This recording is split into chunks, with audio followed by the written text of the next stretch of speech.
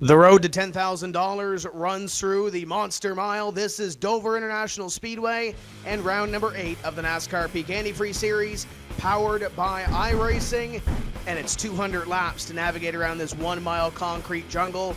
We're getting ready to go at it. Tim Terry, Joe Cortez, Tony Stevens, we're getting ready to go. Boys, what do you think about this racetrack? Pit strategy might come into play. We've seen it here in a couple of races this season, but Tony, this place can really reach out and bite you. We saw it with the Class B Series a couple of weeks ago. Could this be a race that we see a lot of cautions in? I think it's entirely possible, Tim. I really do. This is Dover International Speedway. It is the Monster Mile for a reason. I will attest to it myself after a few races this week in the NASCAR Class C Fixed Series. I totaled a number of trucks, and that was just in practice, not even the race.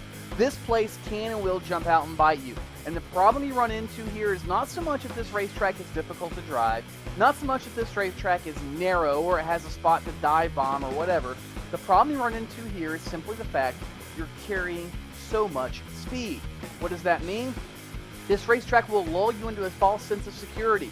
You want to carry all that speed to the center of the corner. You want to mat the throttle as hard as you can and power out of the corner. Problem is, quite often, you either pick up a push and then you're head first or right front first in the fence, or all of a sudden the wheels are turning, and then they bite too much, and around you go down the hill here. And this is a self-cleaning racetrack, meaning that if something goes up, it will come down. And Joe, that sometimes can lead to havoc. We've seen this racetrack affect and ultimately decide points championships in the past. Yeah, you're absolutely right. We have. And I think what really entertains me about this track is that there's so much racing surface that can be had here. Now, Tim and Tony, I know you say it's narrow, but look at that. Look at the track there, especially in the turns. There is a groove and a half of pure rubber laid out in both turns 1 and 2, and then around in turns 3 and 4. And what I like about that is you can go too wide, almost a little bit comfortable. But because of that, like you said, there is a false sense of security. But I'm also going to go back to Mr. Tim Terry over here and agree with him. Because of that hard racing, because of that hard charging you're going to have at this track, pit strategy is going to be critical. Tires are going to be critical. And at the end of the race, it's once again, as I often say, going to be a game of the haves versus the have-nots. Either you have the tires, you have the fuel, and you have the chassis underneath you that can win this race, or frankly, guys, you don't. And Tony mentioned self-cleaning racetrack. We saw it with the NASCAR iRacing Class B Open Division. When they come off turn 2 and they come off turn 4, boys, it's a little bit tight off there. So if you're going side by side, you have to be mindful of the guy on the outside of you or the guy on the inside of you, just to make sure that they're not going to do anything out of the ordinary and put you in the wall and put, as Tony mentioned, self-cleaning racetrack, put a bunch in the fence and out of the race. 42 strong, getting ready to go green here. When I talked to the team a little bit earlier, Joe mentioned pit strategy. They mentioned ideally this is a 2-stop race. Now, wherever you want to split it up, Tony, you can split it up in 65-lap segments. I talked to Kenny Humpy. He said ideally if this thing goes green and we could have a few cautions, I want to go 75 laps. But he also said on the other side of it, and we see some of those guys stay out, like a Landon Harrison, a PJ Sturgis, Jake Sturgis, some of those guys that like to gamble on fuel. He said that you can realistically go 100 laps and then come down pit road, but the tires might hate you by that point. We might not see that strategy, but it's in the back of the mind if we do see a lot of green flag racing here. Tim, it is. You can go 100 laps like you said, but you are going to be on pins and needles if you try. In the Class C fixed races I ran earlier this week, you were on pins and needles after 20 or 30 laps. The truck in that case was a handful, and these cars with an extra 150 or so horsepower will be that much more of a handful, trying to carry all the speed around this racetrack. And it's so tempting to want to dive off in the corner, and the banking will hold you. It's not a matter of sliding up to the fence, but the more you do that, the more you abuse those tires, the less distance they're going to want to go, meaning you are effectively shortening your pit window, Tim. That means you might not be able to go 100 laps. You might go 80, you might go 90, but I think, like you said, strategy could come into play. I don't think we will see anybody try to make it 100 laps. However, I do firmly believe that if we get an early caution, say around lap 20, lap 30, lap 40, somebody from that point will try to make it on 2 stops with 2 long runs at the end. But because there is such a variety of strategies with the wide window we have here, I've got a feeling that this race too could come down to pit strategy, and not fuel mileage, but strictly pit strategy and rotation as to what set of tires you're on when, who pitted when, who's in front of who. There are a lot of possible scenarios tonight. The cautions and the green flag periods are certainly going to play into how all that unfolds.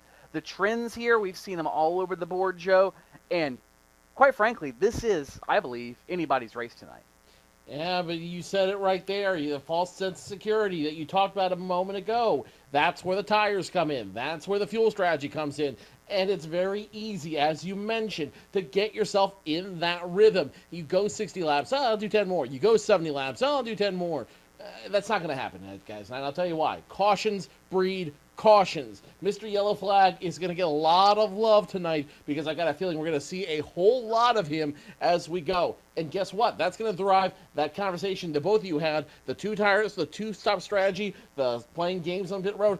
Once you see caution, once you get that burst of yellow fever, guys, it's going out the window. And what I'm predicting for this race tonight is it will be won or lost on pit road. Get now.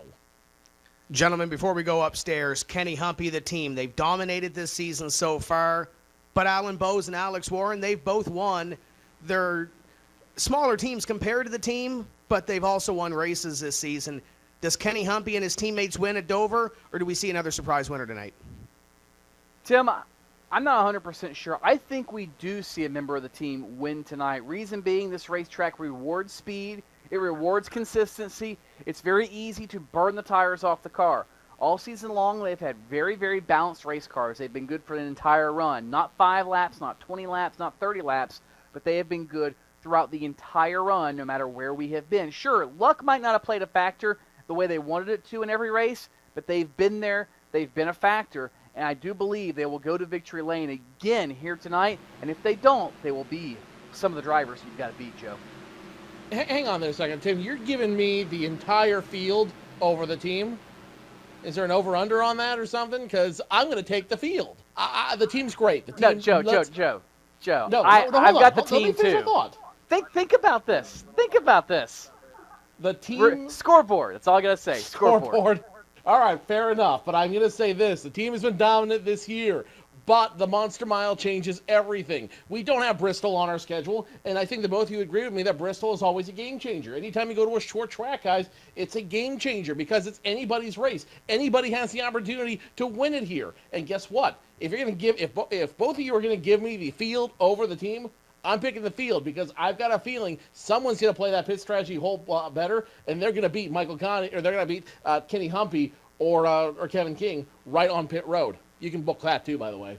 You know, if you ask Aftermath Motorsports, though, they said they had a ton of momentum, and they could very well end up win this race on pure speed. None of this pit strategy coming into play here this evening at Dover. We're going to step away for just a few moments' time. We will bring you to the starting grid for tonight's 200-lap race at the Dover International Speedway. You're watching the NASCAR Peak Antifreeze Series, powered by iRacing.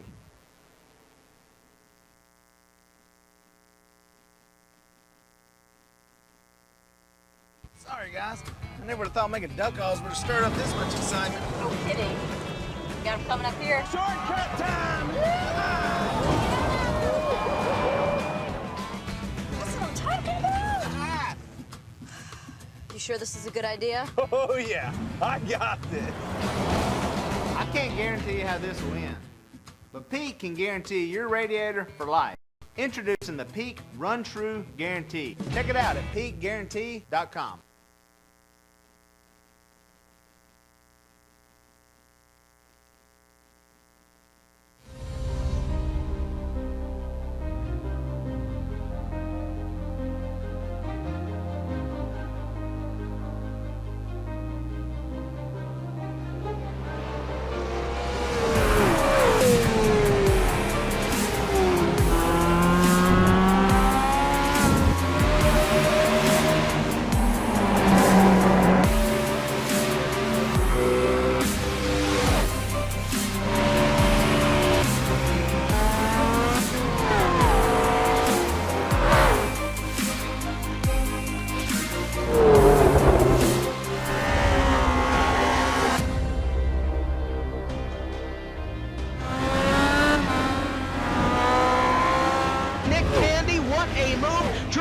outside, contact made. 56 slides it at a 4.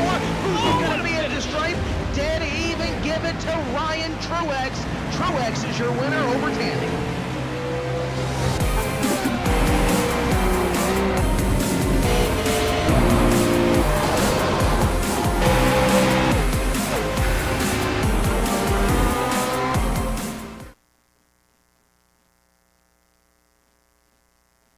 Welcome back to Dover in round number 8 of the NASCAR Peak Antifreeze Series. Let's go racing. We'll begin with our starting lineup this evening at Dover, and it's Justin Bolton on the pole, his teammate Kenny Humpy on the outside, Cody Bias, Kevin King, row number 2, and Nick Ottinger, Tony, breaks up that team top 5. Ottinger might be the spoiler of the party. Matt Busa's on the outside of row number 3 with Ottinger. Then comes Benjamin Burmeister in the 66.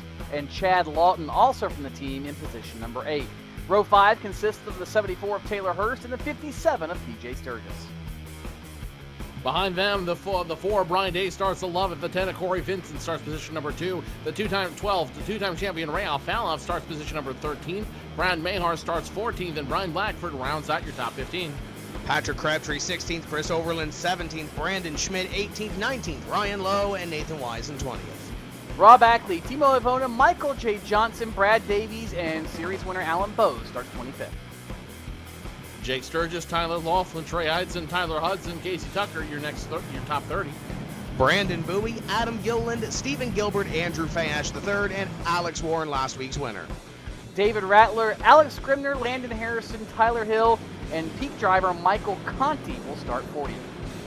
And rounding out the field of 42 tonight, on the final rows, the 16 of Tom Lewandowski and the 32 of Danny Hansen. 200 laps, guys, but it doesn't matter who's up front now. It only matters who's up front on lap 200. Pit cars down on pit road, green flag flies, and we are down and away for 200 here at the Monster Mile.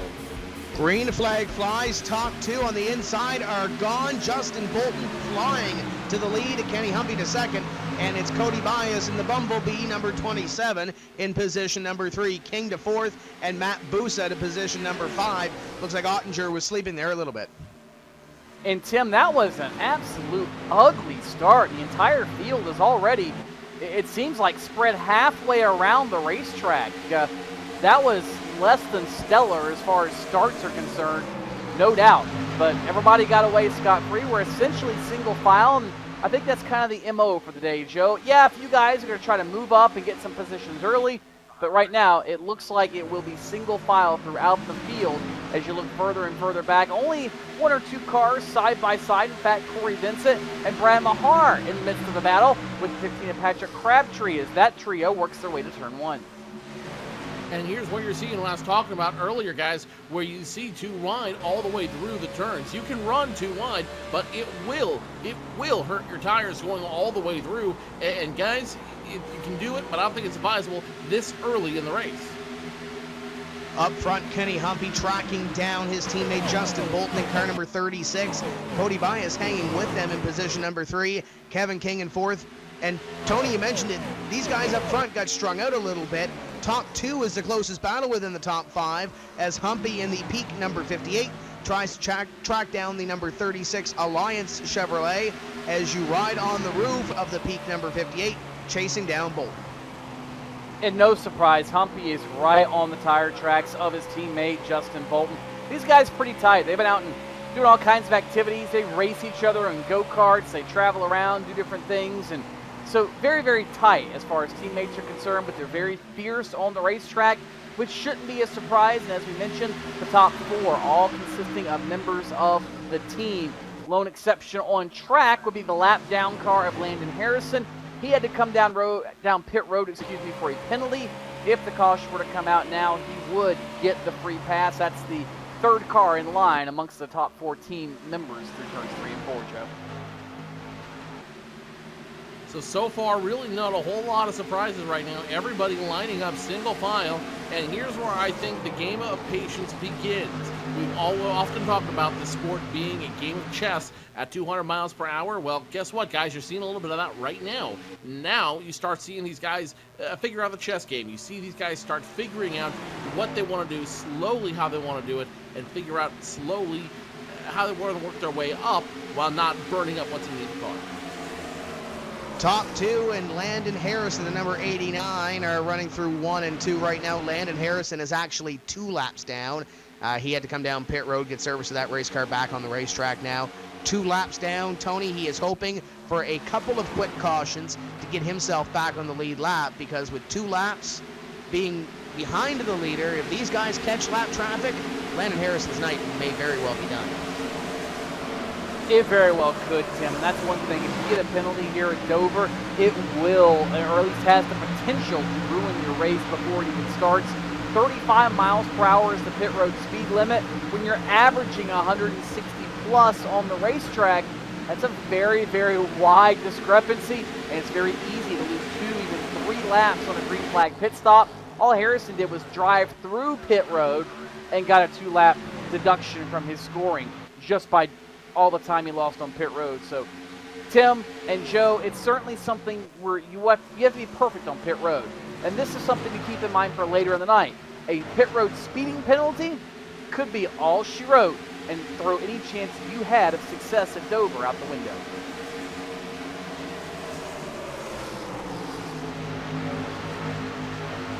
No, you're absolutely right there, and I think that what you're absolutely right about is the fact that this track is unforgiving in this car, because the car is so fast here, because the car can move so very quickly around this track.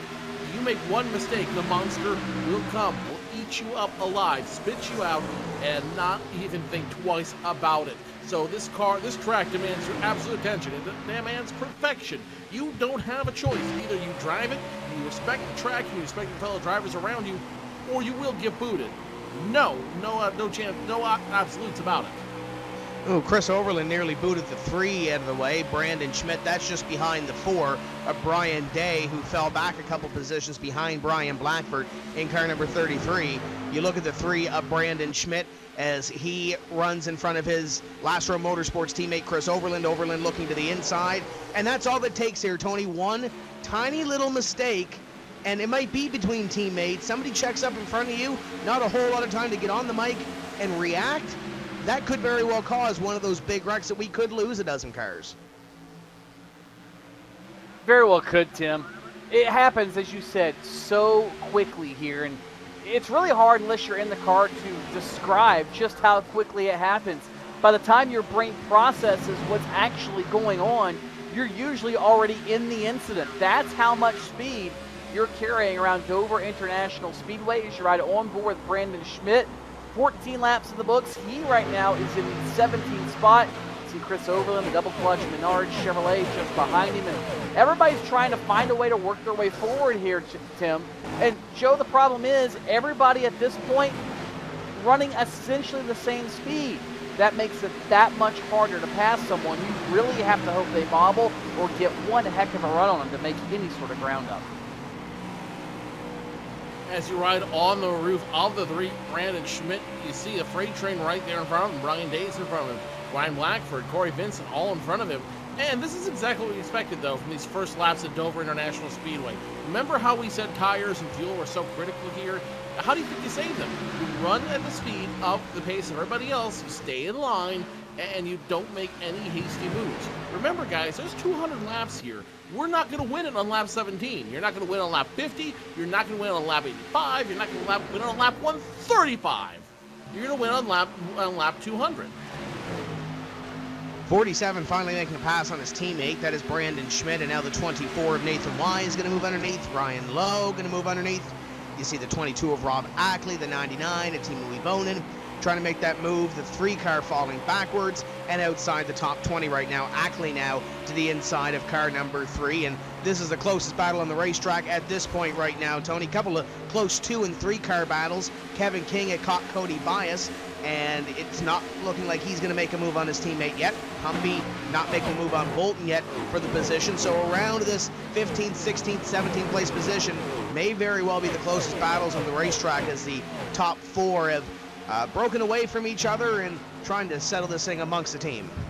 And Tim, about a half a lap ago, they nearly wadded each other up over in turns 1 and 2, just like we talked about.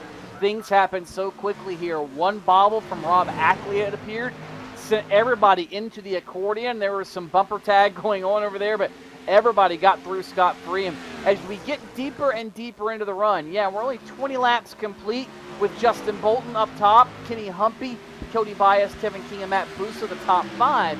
But now that we're deeper into a run, we're starting to see the comers and goers. We're starting to see who has a balanced race car and whose car is starting to go away. You spend so much time in the corners here, as we said at the outset, Joe. A balanced race car and a good setup is imperative to success. And if you don't have one, you're about ready to find yourself in for a very long night. Oh, you're absolutely right there, and that's what I think one of the lovely challenges about Dover is, as opposed to a super speedway, as opposed to the tricky triangle. This is about creating the best setup for your car. This is about creating the best setup for the long run. Now, if you set up, you can set up for 2 ways. You can set up for the long run, or you can set up for the short run, for the yellow flag run. Well, 22 laps in, that setup isn't quite helping you, and it actually might make you come down pit road more than twice. Whereas, you know, if you have a longer run car, if you have a car that's set up to handle everything on the track, you could make this comfortably in 2 stops. 74 car of Taylor Hurst as he makes his way around this racetrack. There's 2 drivers, Tony, that have come down pit road there at the back, David Rattler being one of them, 3 laps down now. He's made multiple stops. And of course, we mentioned Landon Harrison being 2 laps down as he was up there a few moments ago around Cody Bias and Kevin King. A little bit of a gap between those 2 drivers. Now Landon runs in this little bit of a pack with the 26, I believe that is, 34, and the 05, and the 26 just made the move on Matt Busso. Busso was 5th. He is now 7th. Ottinger moves to 5th. It's Lawton to 6th. And it looks like PJ Sturgis is closing in on Matt Busso. There's a driver, Tony, that we've talked about so much this season in that LSR TV sponsored entry. Just cannot close the deal in any of these races. See if Matt Busso can finally put something together here for 200 laps. He might be able to do so, Tim. He's had good runs all season long, and even last season as well, as you alluded to. And it's just a matter of luck. It's just a matter of time. And if you want to liken Busso to anybody at the Sprint Cup Series level, it would be a Martin Truex Jr. They've gotten the program turned around. He's had strong runs. He's had positive showings, but just has not been able to get everything in place to take home a trophy. And hopefully tonight, he believes, could be the night. The problem is, they're about 3 seconds behind Justin Bolton and Kenny Humpy at the moment. Humpy hounding his teammate Bolton as both of them have opened up about 15 car lengths over third place Cody Bias. Go back to what we talked about at the outset in the studio, Joe. Can anybody beat the team? You took the field. Tim and I took the team. Right now, we are winning. Tony, it's lap 27. It's lap 27, my friend. You're going to call it right now? Well, no, but I'm saying right now, we're winning. They have the fastest cars. On lap 28. Congratulations. Call the race. Let's turn off all the car cameras. Let's go home. It's lap 28, Tony Stevens. Yes, he's a second point 4 behind Justin Bolton and Kenny Humpy. That's okay right this second. Remember, there's going to be we're probably going to see some caution flags. We're probably going to see pit stops. Don't quote me on that. We are probably going to see pit stops eventually somewhere in this race. You know, and that gives Cody Bias, that gives Nick Ottinger, Matt Busso plenty of time to figure out what they need to make this work, to make this car work, and ultimately what they need to do to battle those 2 cars up front. Now, let's say under a freak incident, we go to all 200, green flag, then sure, I might eat my hat a little bit, but so far, like I said, lap 30 doesn't say a whole lot right now. Justin Bolton, Kenny Humpy, your top 2, and their lead is pretty steady right now. 1.4 seconds over Cody Bias, 1.7 seconds over teammate Kevin King. The 58 keeping the 36 honest up in front, but Joe, you say there probably will be pit stops. Do you mean we're going to go 200 laps on the tire we have? Here we go, battle for the lead. 58 going to go to the inside, and that's not much of a battle. Humpy takes a position. Joe, we're going to go 200 laps in the same tank of gas? That's good. Probably going to be pushing it. We're definitely going to see pit stops today, whether they are green or caution. And Tony, we are about halfway through what could be the first run to lap 60, 65. One of those windows up to 75, 80 we mentioned earlier, that if you're going to make it on 2 stops, you're going to look at anywhere from 65 to 80 thereabouts to come down pit road. We're about halfway. Are these guys starting to think strategy? I think you have to, Tim. I think you have to play these races backwards and try to figure out what your strategy is going to be while giving yourself some options in the interim if the caution comes out. 30 laps in the books. Kenny Humpy takes the lead. That tells me that car is just what we have seen in the past. Very fast early, but extremely fast late. Super balanced and a long run race car. Kenny Humpy's the guy you're going to have to judge yourself against on a pit run. And if you plan on trying to stretch it to one stop, which again is very, very unlikely but possible, you have to make sure that you can make up whatever advantage Humpy will make up on you over the course of your stops. It gets all convoluted and all kinds of crazy, but guess what? It is doable if you're willing to take the risk. But once you play that hand of cards, Joe, you are all in for the entire game of poker. There is no backing down. Yeah, no, you're absolutely right, and I'm not going to argue that with you. And really, it's a matter of, of do you want to make that risk? Do you want to make that call? Let's go now back to the battle for position number 11 right now, where Ray Alfalla is getting hounded by Patrick Crabtree. Crabtree trying to look down low, trying to get past your two-time champion here, but Ray Alfalla not doing anything they'll do. Not going to let him have it so far. At the start-finish line, he's going to try it again. Division of Flight Machine trying to take flight away from Patrick Crabtree. Crabtree, though, stays towed in like a glider on the back of that pilot car, number 2. There he goes to the inside, trying to make the move on the number 2 of Ray Alfalla. That is the battle for position number 11, and Crabtree will pick up the spot and move to position number 11. And I know just behind them, they were battling back there for 74 and 10, I believe that is. That's Taylor Hurst and Corey Vincent. Vincent falling back one. Brian Blackford thought about shoving it in there. He has to let off the throttle a little bit, let that 10 car go and reset himself for that position. But Tony, I think we have to agree that if you look at a pleasant surprise this season, I think it's got to be Patrick Crabtree. 4th place in the point standings, ran well at Daytona, but then again, anybody can run well at Daytona. But to back that up, we're halfway through this season. I think Patrick Crabtree is definitely the surprise of this NASCAR Peak Antifreeze Series season. And a pleasant surprise at that point, Tim, because Crabtree was a relative unknown coming into this season. Yes, he's run strong in the Pro Series, and he obviously had to earn his way to the NASCAR Peak Antifreeze Series.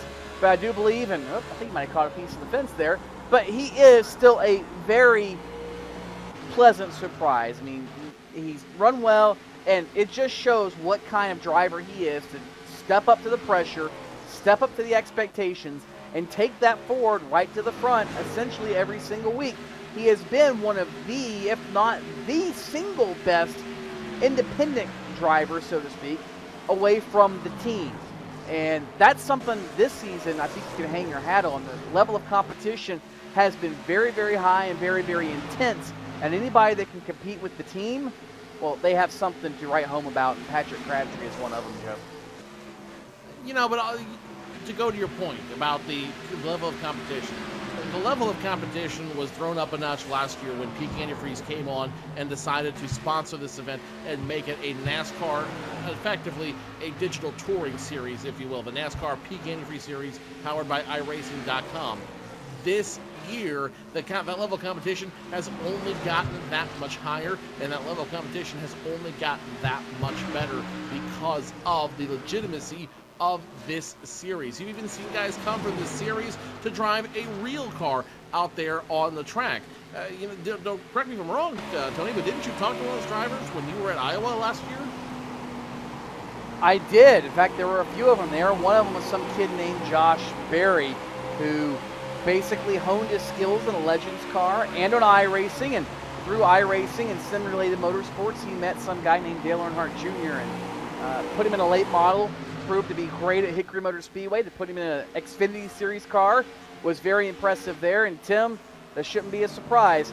As I had a discussion with a driver in the Cars Racing Tour this past weekend, this sim, yes, it might not be 100% accurate because there are certain elements of the real world you can't always replicate on a computer. It is the next best thing. Seat time is seat time, and being able to drive anything helps to condition your brain on how to deal with situations, how to adapt to a race car, and how to process information. And that's something that a lot of these drivers are very, very good at. And to keep your skills sharp as well, the 05 of Nick Ottinger looking at the 29 of Kevin King and Chad Lawton a part of this battle as well. As they battle, Cody Bias is starting to inch away with position number 3. But you mentioned those drivers that are racing real race cars. There's 29 may have grabbed the wall there down the back straightaway. The 05 is looking at that 29. But I talked to Jake Sturgis a couple of weeks ago at Beech Ridge Motor Speedway. Justin Trombley, who's not here this evening, which I'm surprised at, likes Dover as the 05 once again takes a peek at the 29. Trombley ended up going to victory lane at Wiscasset Speedway a couple of weeks ago in a 4-cylinder car. So congratulations to him, and just goes to show he got his start on this service as well. Those guys really keep their skills sharp and learn a little bit, but the short track stuff, they love it. Of course, Oxford Plains Speedway is on here, and that's a track that Jake Sturgis, PJ Sturgis, and Justin Trombley, a lot of those guys, Brad Mahar, are really familiar with. And Tim, that's what's so great about this service is there are so many, not only weekly short tracks, but the pinnacle of motorsports facilities are here on iRacing as well. And the thing that's so cool is that if you're a new member or interested in getting involved, that's the progression you have to take. Just like Dale Earnhardt Jr. or Jeff Gordon or Jimmy Johnson didn't go jump into a Sprint Cup car. They had to work their way through late models and street stocks and the Truck Series and the Nationwide or Xfinity Series, or even in the case of some of those guys back when it was called the Busch Series. You have to do the same progression on iRacing. You have to work your way forward. As you saw Nick Ottinger move up one speed of moving forward, and Ottinger moving forward, and guess what? That's something these guys really, they do such a good job of, I must say, is being able to adapt to those cars and work their way forward. And it's not just these 40-some guys. There are a lot of great drivers in iRacing. There's a lot of weekly heroes, if you will, that are on iRacing that race their weekly track every week or race a regional touring series every week. I mean, the K&N Pro Series, for instance, of NASCAR. I think 3/4 of the field, Joe, is on iRacing. Scott Heckert, I believe, is on there. Kaz Grala's on there. There are so many people, and Heckert just won the race at Bowman Gray this past weekend. There are so many people at all levels of the sport that get on iRacing to help hone their skills. Jay Beasley comes to mind, one of the NASCAR D4D drivers that's on the iRacing service all the time. So many of them are on here, and that attests to what such a great tool it really is. You're absolutely right there, and you've got a very valid point. As we now cross the quarter distance mark here at Dover International Speedway, 50 laps complete, now scoring lap 51. Now Brandon Schmidt having trouble down there in that the machine almost got sideways on the back stretch, able to save the car, and he's going to get right back in line in front of Michael J. Johnson, Alan Bowes. Brandon Schmidt is currently position number 21. He's going to drop a whole handful of positions as a result of getting loose there off turn number 1 and 2.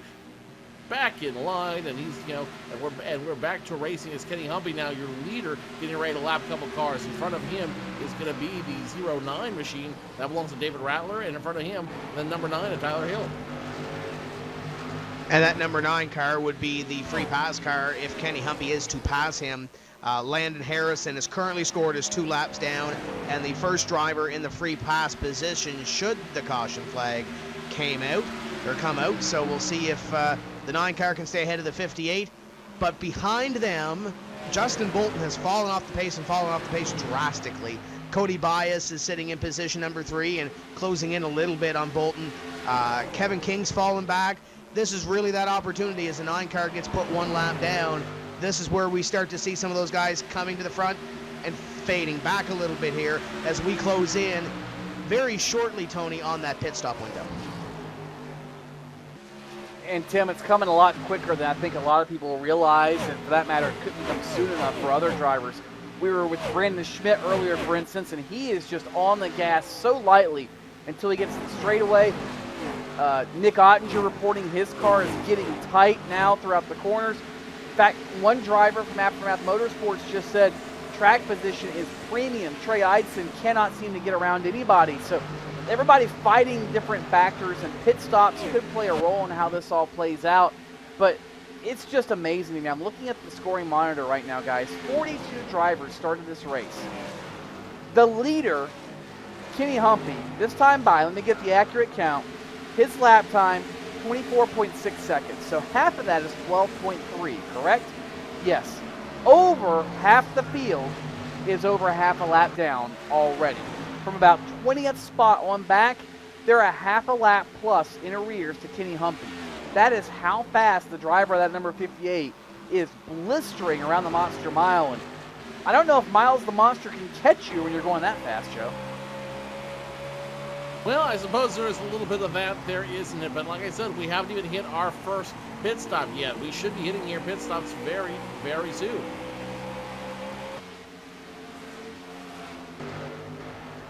'58 car Kenny Humpy puts Alex Warren 1 lap down, and that is your winner from Charlotte a couple of weeks ago. And Tony, correct me if I'm wrong, it might be just on my screen, but I think there's a little bit of damage to the back end of the core pipe number 82. He may have been in the fence or into somebody else, because the 82 car is off the pace a little bit and missing that TV panel on the back end of that Chevrolet SS. Yeah, Tim, something apparently happened to Alex Warren that we missed while watching some other battles throughout the field, but it has been substantial damage that has been done to the 82 of Alex Warren. He's still motoring around at a fairly competitive pace, so whatever it is, it doesn't seem to be hampering him that much. The problem he's got to worry about is when he comes to pit road, how much of that's going to need to be fixed to get 4 tires and fuel in that car, and how much of it can he let ride until a yellow flag. That might be something he's got to worry about as the first car. Now, 1 lap, well, check that. He was the first car 1 lap down, and still is, actually. Alex Scribner, the next one about 5 car lengths away from being overtaken by Kenny Humpy. So Warren, at the moment, praying for a yellow flag, just hoping he is not in. Everybody right now is hoping that they're not it. Everyone's hoping that they're not the next one. It looks like we got some guys coming down pit road. Adam Gillen, the 8 machine, he's almost a lap down, but he's going to come down the attention of his crew this time by, and that should break the seal, guys. On lap 61, we should be getting ready to see some green flag pit stops here at the Monster Mile. The question is, how is everybody going to react? When I talked to Kenny Humpy and them a little bit earlier, they were leaning towards 75, but Kenny Humpy will wait and see if he does decide to come down. He is battling with Alex Scribner right now to put Scribner 1 lap down. Behind them, top 3 stay out in the racetrack, and Cody Bias has found his way back to Ottinger in the 26 car. The 26 is on the back bumper of the 05. That's a nice little battle back there in your top 5 as they continue to go at it down the back straightaway. And Tim, all this traffic can be a huge factor in how this all plays out. Sometimes you catch a car at the wrong spot, it breaks your momentum, somebody's able to get around you, or for that matter, you catch a car somewhere you didn't expect to, and you make a mistake, get into that car, damage your race car, maybe bring out a yellow. So a lot of things can happen. It's very much tiptoeing as we get through traffic here. We saw Ottinger nearly slip and allow Chad Lawton to get underneath him. He's able to hang on to that. And look at Ottinger's car. I think he has been in the outside concrete wall or the safer barrier. A bit of a scuff up on the Pro Stock Reen Camry for the Gale Force Racing driver of Nick Ottinger. Nonetheless, still a solid run, holding on the 4th with Chad Lawton right behind him. Wouldn't surprise me if that were the case, guys, and if that were the case, it's just a matter of, not being in the right place at the right time. And that's just how hard racing is here. That's how difficult it can be. And back to your point earlier, Tony, that's how hard, that's a lull of confidence that you get. You get driving hard, and all of a sudden, next thing you know, oh, hey, there's a wall right there. Oh, 27 and 05 getting close with the lap car, the 9 of Tyler Hill. And keep in mind, guys, the 27 and the 9 used to be on the same team. 26 peeling down pit road as your leaders continue to stay out. Caution is on the speedway. Brad Davies, it looks like, is in it, and this is just what everybody needed. Caution on lap number 66. While Chad Lawton gets trapped on pit road, he will probably go ahead and complete service, and if that happens, he might cycle around as the leader. It simply depends on how fast Kenny Humpy comes around, and Humpy will take the caution flag, so I think Lawton will need to go ahead and exit the pit lane. So what could have been a good break now turns into a very, very bad break for Chad Lawton. He not only has the caution come out when he tries to come down pit road, but essentially gets relegated to the back of the lead lap, all the way back to about the 32nd spot. Taking a look back at that incident, it looks like the 11 and 24, the 11 got chopped by the 24. The 24 machine, that belongs to Nathan Wise. He was trying to come down pit road, blatantly missed it, so he was slower on the low end. And I'm not sure if the 11 didn't see the 24 down low, or his spotter didn't tell him it was there, but the 11 just drives his normal line, following the 5 of Mike Connie like there's nobody down there, gets clipped by the 24, and both those drivers go around in traffic, and that's going to bring out the first caution flag of the evening, as everybody now to the attention of their crews. Yeah, it looks like Brad Davies may have thought that he was going to clear him before he got to the corner. Whatever the case may be, he did not. Kenny Humpy is down on pit road. Justin Bolton, the rest of the field that did not come down pit road, Tony, is now down here. We hit lap number 68, and that's right around that time anyway where these guys said, if it stays green, I'm coming down anyway. This might work out in some of these guys' strategies. It's almost the perfect time for a caution flag, Tim. On lap number 67, pit stops. This would put you exactly 1/3 distance. You can go another 66, 67 laps on tires and fuel and make it on one stop from here. We expect 4 tires and fuel for everyone. Kenny Humpy's service is completed. He is down and away. He will win the race off pit lane. Justin Bolton comes off second. Nick Ottinger out third, followed by Cody Bias and others. Routine service all around, 4 tires and fuel up and down pit road, Joe. So as we said before, this is exactly the caution everybody needed at the perfect time that everybody needed it at. Now, what I'm really interested to see is, were there any adjustments down there? And number 2, with this restart, can Nick Ottinger, can Cody Bias, can Matt Busa keep up with Kenny Humpy and company? That's going to be the test of this pit stop. We'll find out in just a few moments' time. We'll step away and take a pit stop of our own. You're watching round number 8 of the NASCAR Peak Antifreeze Series, powered by iRacing.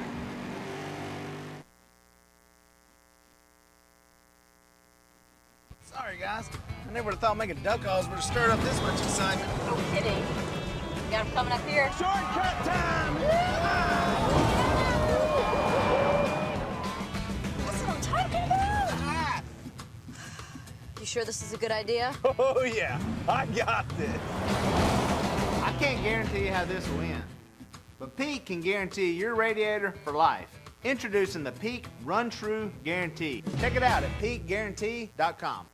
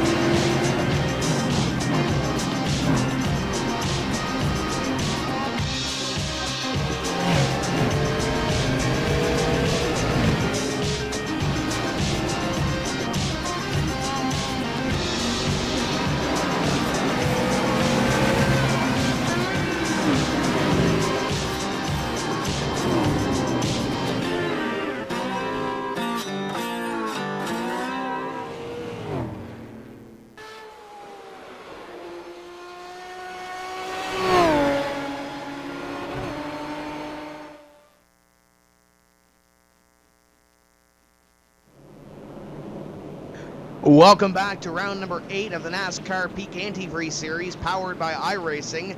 Field is doubled up and getting ready to go back to racing here on lap number 71. We'll complete it when we come across the stripe.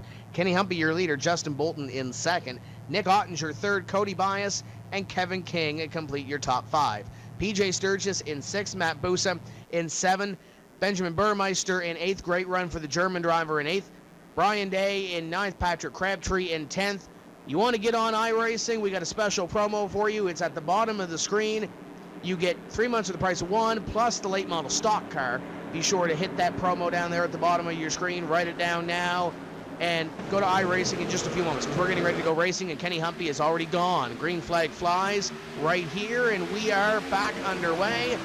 Look at the 05 of Ottinger already on the hunt underneath the 27 of Bias. Bias tried to time that on the outside, Tony. He may not get it here, though.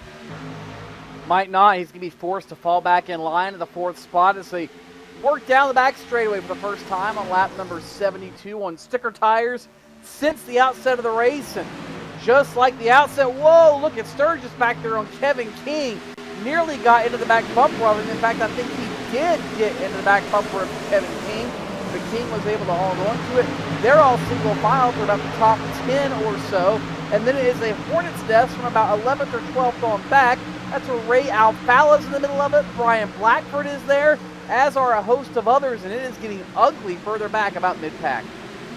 Battles down for position number 13. It looks like it's Overland gets underneath the peak antifreeze, or antifreeze driver. That's one of Tyler Hudson, your former champion as well. Chris Overland will pick up position number 15 as now we ride on the rear bumper of the 29 of Kevin King, and you can see just how the storm is developing behind him. There's BJ Sturgis right in this back bumper. Matt Busa's back there. Ben Burmeister, Brian Day, Brad Mahar, all with one intention as Mahar now debates going underneath the 4 of Brian Day. Get moving forward at all costs. Yeah, these guys trying to pick up as many positions as they can on these restarts. We saw the 57 and the 29, as you see them now. Sturgis hunting Kevin King down. And just behind them, Benjamin Burmeister having a solid run. He's on the 34 of Matt Busa. Busa in the top 10 after starting in position number 6. He has slid back to position number 7 at this point. But a couple of close battles here throughout your top 10. And Tony, as Joe mentioned, as you go deeper in this field, these guys are really hunting, trying to pick up a few more spots as they can, 2 positions, 3 positions as they can each and every lap. Some of these guys really pushing the issue here on lap number 76 when everybody's close in these restarts. Tim, a few laps ago, Michael Conti pulled off a very aggressive maneuver. Pretty much the normal line here at Dover is to kind of diamond the corner. You go in, you almost touch the apron. The car drifts up about a car width or so, and you cut back down the hill and try to drive straight off the corner. Mike Conti dove right under Timo Ivonen and just about took them both out. Ivonen was able to make an evasive maneuver and slide up the racetrack to allow Conti to move forward. Conti has not stopped there. He just worked his way around Michael J. Johnson. Now he's trying to work his way around Brandon Schmidt. Alan Bowes is the next victim for Mike Conti. So Conti, at least in the early running here, has some speed at this part of the run. My only question is, does he have it late? Remember, Conti started back towards the back of the field, guys. This wasn't exactly an easy night for him, starting 40th. He's already picked off half the field before we've gotten to the halfway point.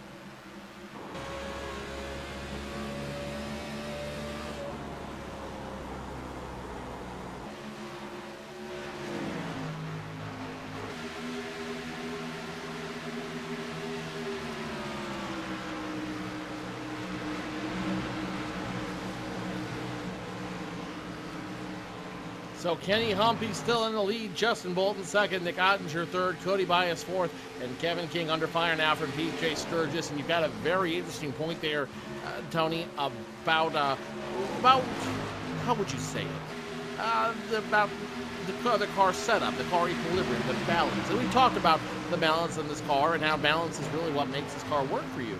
And you're absolutely right. This 57 now gets loose, getting low to that false sense of security. You either have a car setup that works or you don't. Yeah, when you look at some of these race cars right now, you see some of these drivers and teams struggling with these race cars and with these setups. The 34 of Matt Busa, the 66, the 4 that are battling up here around the top 10. Great to see the 13, the Infinite Creative Solutions Camry of Brad Mahar up here in the top 10 as well.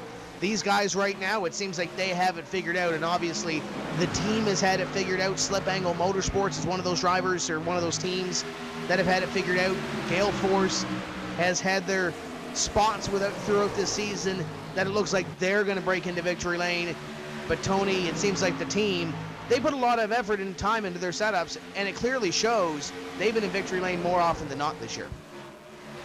They have, Tim. With runs like this, you're going to go to victory lane more often than not. Humpy, once he has taken the lead, has dominated this event. Already he has opened up nearly a second on Justin Bolton with 83 laps in the books. Just a few laps shy of halfway, and Humpy, again, the man to beat here at Dover. And the way the cautions have fallen, he doesn't have to worry about pit strategy becoming a factor yet. Magic word being yet, but if it continues this way, Kenny Humphrey, I think, is going to end up pursuing another victory, just unheard of, the domination that he has put on the Peak Antifreeze Series season so far this year. So far this year, and but again, we're only on lap 85. We're not even halfway point yet, guys. So let's see what these other cars have to offer. Let's see what the equilibrium is on some of these other cars. Like you said, you saw Conti move all the way up. He's climbed up from 40th, where he gridded, to 11th. And another good set of pit stops. He could cut that deficit even further. You have guys like Kevin King, who started in the top 5, into the top 5. So there's plenty of movement to be made here. Maybe not so much throughout this part of the race, the strategic part of the race, but ultimately down the line, I think there's some opportunity. You're looking back out to the NX number 57 of PJ Sturgis, running in position number 6 right now, and the rest of the field bearing down on them. Top 4 have broken away from each other. Cody Bias trying to reel in Nick Ottinger for position number 3, but it's getting another one of those green flag looks to it, Tony, to this race. If we do go green, we're looking at about lap 135, 140, I believe, for that second and what could very well be final pit stop of the evening. Some guys might go a little bit earlier, some guys might stretch it a little bit later, but 140-ish, 135-ish for that final stop. Brad Mahar is looking at the 4. Check that, Brian Day back here. The 2 of Ray Alfalo to the outside, as he has Taylor Hurst to his back bumper, just around the 10th place position right now. The 13 looking at the 4 for 9th place as they go into corner number 1. It's got that green flag look to it once again. And the only caution that we saw, Tony, little miscue on somebody missing pit road on the green flag stop. Yeah, it wasn't really a typical yellow, and normally when those things happen, it's right in turn number 4. It's not back in turn number 1 through somebody simply what appeared to be clearing himself getting into the corner, and that was all there was. Everybody else was minding their P's and Q's, on their best behavior, and as we said at the outset, this racetrack, it's very easy to lose your concentration, lose your focus, and be lulled into a false sense of security. Make no mistake, you are on the wheel, you are working the wheel, the gas pedal, the brake, every option you have as a driver and every resource gets taxed to its utmost extent here at Dover. It is that mean of a racetrack, that difficult to be fast here, and you've absolutely got to be on edge every lap.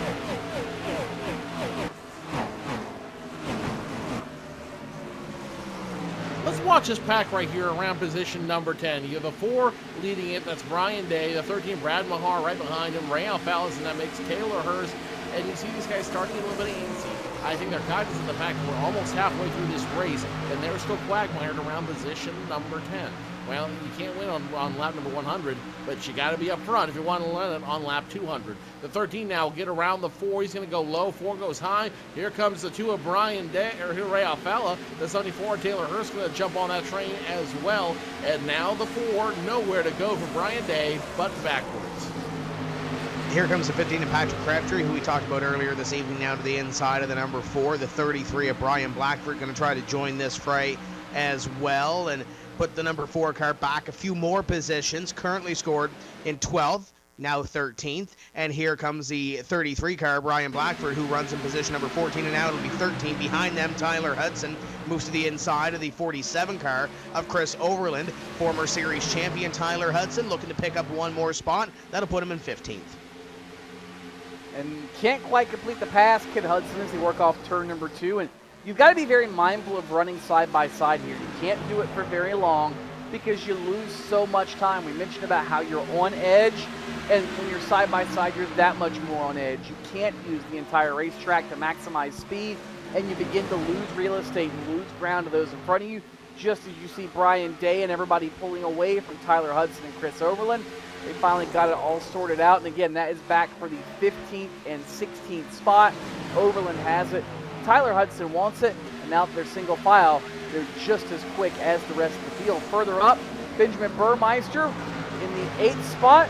Well, maybe not for long. Brad Mahar has it, and now Ray Alfalo wants to move himself further up inside the top 10. We'll look to the inside in turn 3. Burmeister thought he saw a hole, but Taylor Hurst, well, never mind. Taylor Hurst let him in. That was give, if there was ever some give, Joe. Not a lot of take at this juncture. Taylor Hurst might owe Benjamin Burmeister one, or vice versa, depending how you look at it. You know, but right now, at this track, at this juncture, give is not a bad thing. Sure, you don't pick up the position on lap number 97, but that's okay, because again, the more give you, where patience is shown, patience is given. Where grace is shown, grace is given. And the cool thing about that, guys, is no matter how you do it or where you do it, the cool thing here is if you let someone in, you let them keep running, they'll remember that, and maybe later down the race, they may either, one, repay the favor and help you get forward, or, number two, when push comes to shove, they may not dump you. They may, but they may not. Watching the 57 and the number 29 car as they go at it for fifth.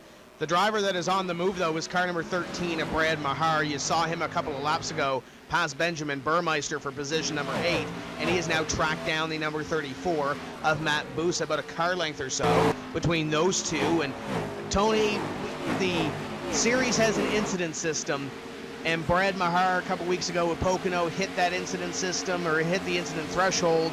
He was involved in an incident at Pocono that put him over there, and he was suspended for the last week's race at Charlotte. Now he's back, and it looks like he's trying to remind everybody who he is right now, sitting up in position number 8 in the Infinite Creative Solutions Camry. And having a solid run, Tim. Started 14th. He's up 6 spots from that starting position. And like you said, has found some speed now in the middle portion of this run. Just ahead of him are the 7th, 6th, and 5th place cars, and included in that as well as Cody Bias up in 4th. So he is in touch with some of the fastest cars in the series, and for that matter, reeling them in at this juncture. And sometimes it's just that small little itty-bitty adjustment, Joe, that you make on pit road. A half a pound of air, one turn of the wedge bolt, 1/4 inch from the track bar. That's all it takes sometimes, especially at a place that is so trigger happy as Dover, where you teeter on the edge of the seesaw. And maybe Brad Mahar finally found that extra little bit he needed. He might be a factor for a solid top 5 run tonight. Well, remember, too, we also have another pit stop coming up. So what they didn't perfect on that last stop, they may be able to perfect on this next one. They may be able to figure out, hey, we can do this to make the car run faster. Hey, we can figure this out to try to give you a little bit more speed. Not to mention, we will see at least one more yellow flag. I'm betting on 3 personally, but, you know, I bet's a little weird anyways. We'll definitely see at least one more pit stop coming up here and one more yellow flag up here. So there's going to be plenty of time to tweak these cars even further. So even though Kenny Humpy's got a 1.2 second advantage over Justin Bolton and over 2 seconds on Nick Ottinger, I wouldn't get just comfortable just yet, especially the way these guys are trading positions down here throughout the field. Now, if you want to try your hand here at iRacing, we've got a great promotion for you. Go to iRacing.com, and if you're a brand new subscriber, we've got a great deal we want to share with you. Buy 1 month of iRacing, we'll give you 2 free. Throw in the late model as well to get you started on oval racing for yourself. You never know, you could end up right here battling with the best of iRacing in the NASCAR Peak Antifreeze Series on PSR TV. New subscribers only. If you've never tried iRacing before, go to iRacing.com, use our promo code you see at the bottom of your screen, 2015-PSR TV. Buy 1 month, we'll give you 2 free, and throw in the late model as well. Great deal if I say so myself, lads. Yeah, that late model stock is a great race car. Used it most of your NASCAR home tracks, short tracks around the country. It's a great race car to have on the iRacing service. The 4 of Brian Day falling back, and he will move back behind Tyler Hudson to put him in position number 15. Hudson up to position number 14. And there's really a freight train working around this racetrack right now. From 9th on back, you see Taylor Hurst out the bumper. You got Ray Alfala, Benjamin Burmeister ahead of that number 74. Then you got Patrick Crabtree, Brian Blackford as they got close through 3 and 4. Tyler Hudson, Brian Day, Chris Overland in that train. And then all the way back, you got Ackley, Sturgis, and Alan Bowes. There's about a 10-car train here as the 74 continues to look at the 66 of Benjamin Burmeister and the 15 of Crabtree looking to pick something up here too. This is getting a little too close for comfort, I think, here, Tim. Now, if the caution were to come out, as you said at the outset, somebody might be able to make it at this point. It's going to be close, no doubt, as you ride on board the back tail panel of Benjamin Burmeister. He is stuck behind Ray Alfala. Look at Taylor Hurst up close and personal this Chevrolet SS, and behind him Crabtree. Now Blackford ducks out of line. Thought he might have a run. Hudson gets a run on Blackford. And when you start sweeping down the racetrack like that, sometimes that's when mistakes happen, Joe. You misjudge what kind of run you have, how much speed it's going to take to negotiate the corner, and sometimes contact can happen. Hasn't happened yet, but now Hudson and Blackford going to race side by side. And Brian Dave trying to take full advantage as well, as he will get underneath of Brian Blackford as they work their way down the backside. Just past halfway, now scoring lap 110 here at Dover International Speedway. So guys, here's the big question. Knowing that we're probably going to have another yellow flag, knowing that things are going to happen here on track that are out of our control, when do you make the call? When do you say, let's go down pit road for what could be our final pit stop? Tim, you said this is going to be a two-race stop, or two-stop race, I should say. When are we going to see that second stop? I think you're going to see that stop around 35 or 135, 140 thereabouts, and you can go 60 laps to the end of the run. We're 44 on this stint right now, so if you go another 20 or so, that puts you at 132. So you've got a couple of drivers there that I'm sure are going to be in and around that area. Some are going to stretch it, but then again, Tony, if something does happen that a caution flag does come out, that's going to change it, and there it is. Caution is out, 112 laps complete. Now the question will be, who can make it the rest of the way? Alex Warren brings out the yellow flag, and now begins the pit strategy game after a solo spin. Who will stretch it? The 80-plus laps it's going to take to get the job done. It's going to be tight, it's going to be close, but somebody will try it. Yeah, someone's going to try it, and I do not envy that person who tries to make the effort work for them. Let's go back and see what exactly happened there. And it looks like it all started with the 82 of Alex Warren, who ended up self-spinning there somewhere on the track. And guys, I'm not seeing it, but I'm told that's the 82 of Alex Warren that brought out this caution flag for the second time tonight. Yeah, Alex had some previous damage on that, Tony. It looks like they fixed most of that, though. It didn't. Tim, it was essentially he just got loose out of turn number 2. The car pushed, and then all of a sudden it snapped back loose on him, and it's very hard to catch that. Looked almost like Denny Hamlin out of turn 2 earlier this weekend at Dover, but he did not go up and smack the outside wall. In fact, made no contact. So a great piece of driving by Alex Warren, Tim, to save that race car. Humpy down on pit road. He's going to bring the whole field along with him. One driver staying out, and that's Chad Lawton. He may be trying to get the wave around here. Lawton on the team, and he is currently 1 lap behind the pace of the leaders. But here they come onto pit road. We expect them to have some tires on these race cars, packet full of fuel. Some of these guys, this might be their final stop. More than likely, Tim, it would be. You could theoretically take 2 tires or try 2 tires here based off of how many laps we went, but this probably being the final stop is not what you want to do. Humpy will win the race off pit road, and then it's Bolton and Ottinger trying to race each other to see who will be off pit road in 3rd spot on the bottom. Kevin King, Cody Bias, Sturgis, and others off pit road behind them, but once again, it is the team and Kenny Humpy's number 58 bunch asserting their dominance off pit road. Well, now it's getting interesting, guys. Now we're seeing them shuffle them up a little bit and see how they want to deal them out. Remember, a lot of people picked up a lot of spots, not only off pit road, but off the restart as well. And when we get ready to restart this one more time, it wouldn't surprise me if we see a couple guys try to make it work as well. And as we look at a replay here of, I believe, what brought out our caution, Tony, you mentioned something there with Nick Ottinger coming off of pit road, trying to get that 3rd place position on the inside line, and Ottinger ends up getting it. But that could have been disastrous coming off of pit road, because Ottinger just slams the brakes on coming off of pit road. If something does happen that there's another car behind him, could have very well had a little bit of damage to both of those race cars. Very well could have, Tim, but it was a heads-up move on the part of Nick Ottinger to know where he wanted to be on pit exit, and he decided to essentially get there. I mean, hitting the brakes sometimes is not the fast way around, but in this case it was. And guess what, guys? They are already saving fuel under this caution flag, trying to make it to the end. Let's step away for just a few moments' time and bring you back to some more green flag racing at the Dover International Speedway. Round number 8 of the NASCAR Peak Antifreeze Series returns after this. Sorry, guys. I never would have thought making duck calls would have stirred up this much excitement. No kidding. Got him coming up here. Shortcut time! That's what I'm talking about.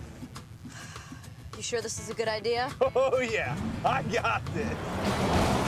I can't guarantee you how this will end, but Pete can guarantee your radiator for life. Introducing the Peak Run True Guarantee. Check it out at peakguarantee.com.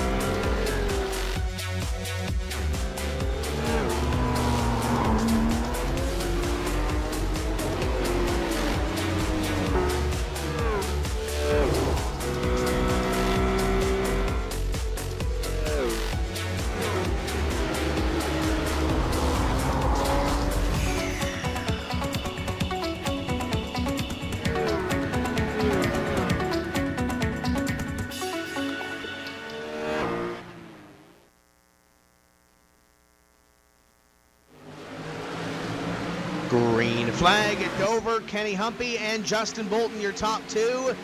And they are going to be side by side going down into corner number 1. Bolton pulls back into second place. Ottinger to third. Bias to fourth.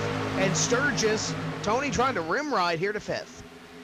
He's trying, Tim. He's up right by that concrete wall, and he might be able to carry a little bit of momentum around the outside for a half a lap or so. Trying ever so desperately to get around Kevin King, but I don't think that's going to happen. And now it's going to open the door for Brad Mahar to possibly crack the top 6.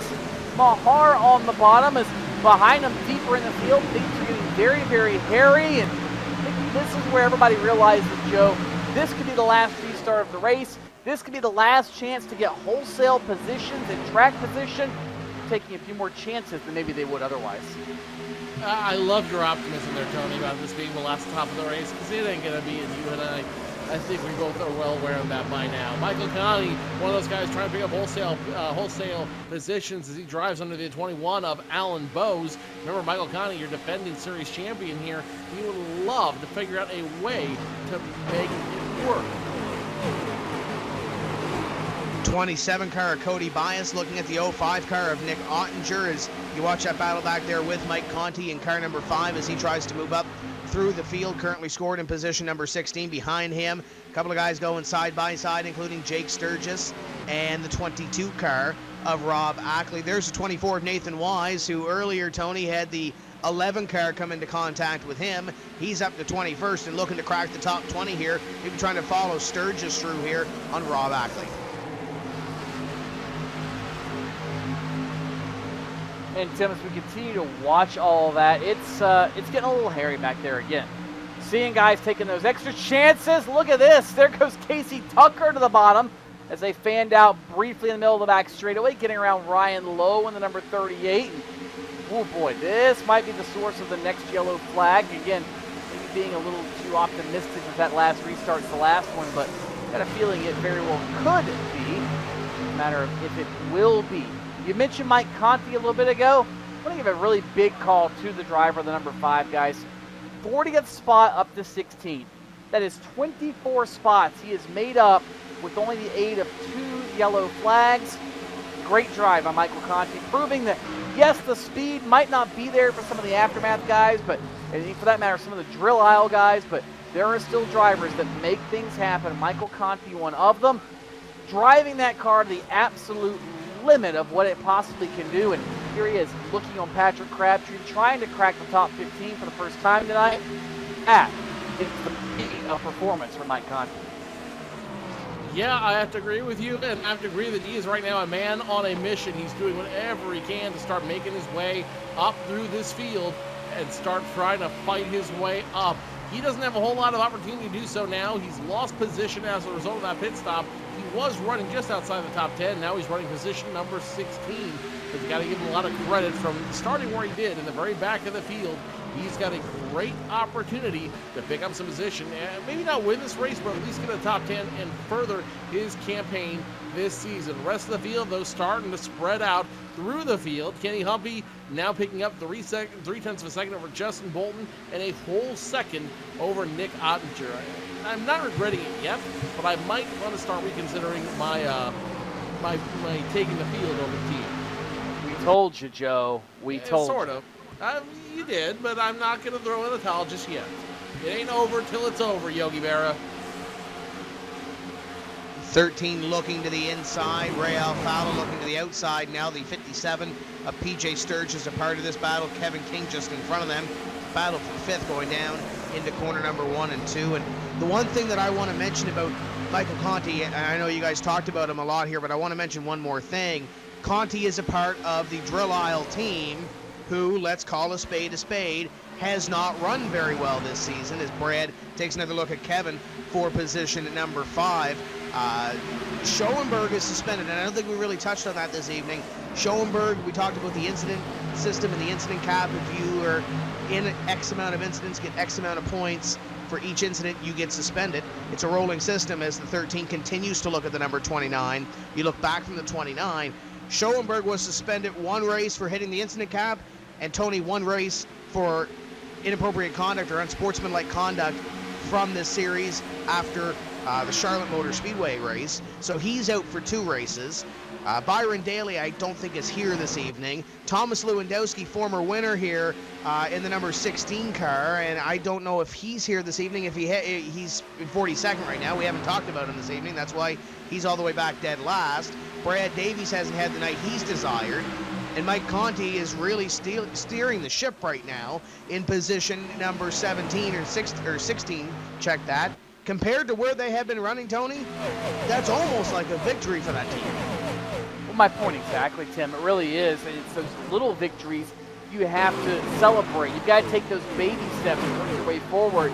And Danny Hansen, of course, in that group as well. And he, again, tonight, this week, started back in the back of the field with a provisional. He's only up to 32nd. And if you're a Michael Conti or one of these guys that has not run well all season long for whatever reason, you take those 15th and you take those 20ths and even those chances at the top 10 and you celebrate them like you did win the race, Tim. Just as you said, Conti running with the leaders, running with some bigger names, and that is something they take back and say, hey, we're going in the right direction. This is what Conti had under his car. This is where we need to progress. And it's those little bitty baby steps as to how you get better and how you improve in any type of racing. Not just the NASCAR Peak Antifreeze series, but certainly something to take home and take to the bank. Oh, absolutely. You know, and again, a championship is not won or lost in one race. It's how you perform over the entire season. It's how you create and work yourself through an entire season. And the better you handle yourself, the better you work on the track, it will be reflected. And, you know, something to mention here, too, is that it's not all about just awards. As you see the 29 now of Kevin King and the 13 of Brad Mahar get around the 27 of Cody Bias, so teammates, a little bit of infighting, take that back, teammates and the rest of the field doing a little bit of infighting with Cody Bias. As I was mentioning here, guys, a second ago, it's not just about a single race, or forming a single race. Top 10 walk away with something. Top 5 walk away with cash. The rest of the top 10 walk away with at least iRacing credit for their troubles. So it makes sense to build yourself up and build a good season that encompasses the entire season, not just one race. Cody Bias with that slides all the way back to position number 10 after being within the top 5. He was 4th before he went up to the high side and fell all the way back to position number 10, and another display that there's no outside line here. At least, Tony, we haven't seen an outside line here in the first 137 laps of this race. Up in front, half second between your top 2, Kenny Humpy and Justin Bolton. But what we saw in that first run, Tony, and we're getting closer to those pit stops, we might see these guys pull down any lap now.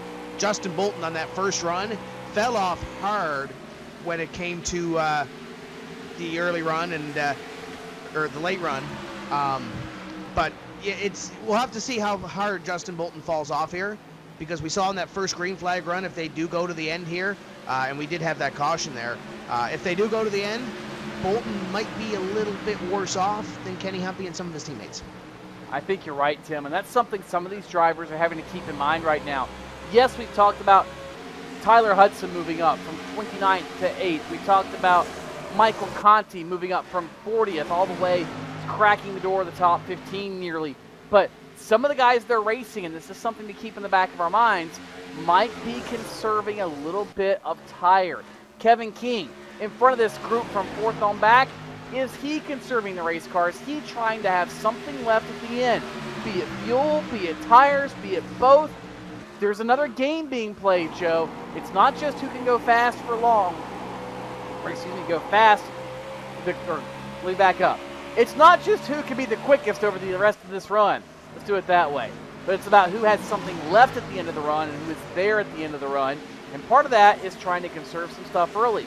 Mahar moves his way to 4th. Kevin King back to 5th. There are 60 laps to go. This is ultimately about what every other run has been. And we're almost already 20 laps into this run, Joe. So they're going to be holding on for dear life at the end of this one if it stays green. One driver who's going to have problems conserving anything is this driver of that Infinite Creative Solutions Chevy SS, number 6 of Trey Eidson. He is Crew Aftermath Motorsports sharing on Twitter. His right rear tire is toast, and he is loose as, I don't think I can say that word on air, a galloping walrus. Let's put it that way. Using the hashtag NPass, of course, if you want to join us on the conversation as well. Thank you, Tony Stevens, for whispering in my ear. Use the hashtag NPass or iRacing Night online as we ride online in car with the 2 of Ray Alfalla.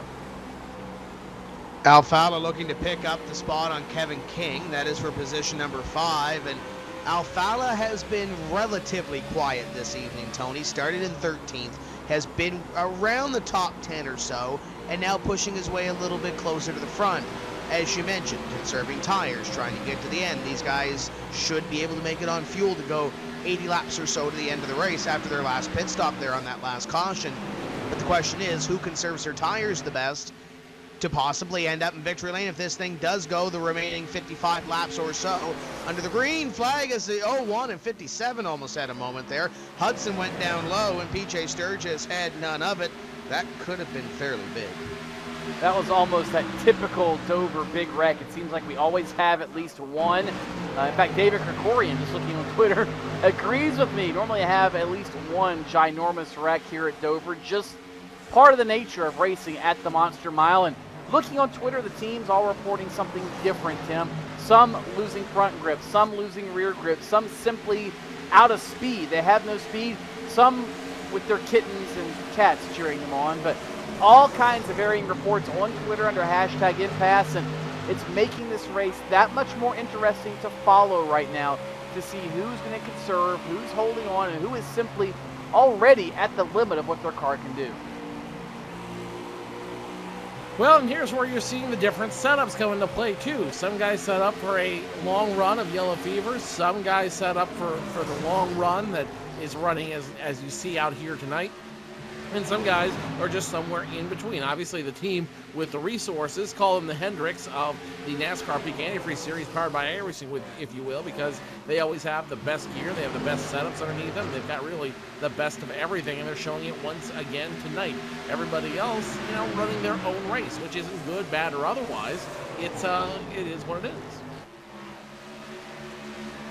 Alfalla continues to chase down the number 29 of Kevin King, the 01 car of Tyler Hudson, now a part of this battle is up in front. It's about 3/4 of a second now between Humpy and Bolton losing a little bit of ground to your leader in these last couple of laps. So we'll see if that continues to be the trend or not.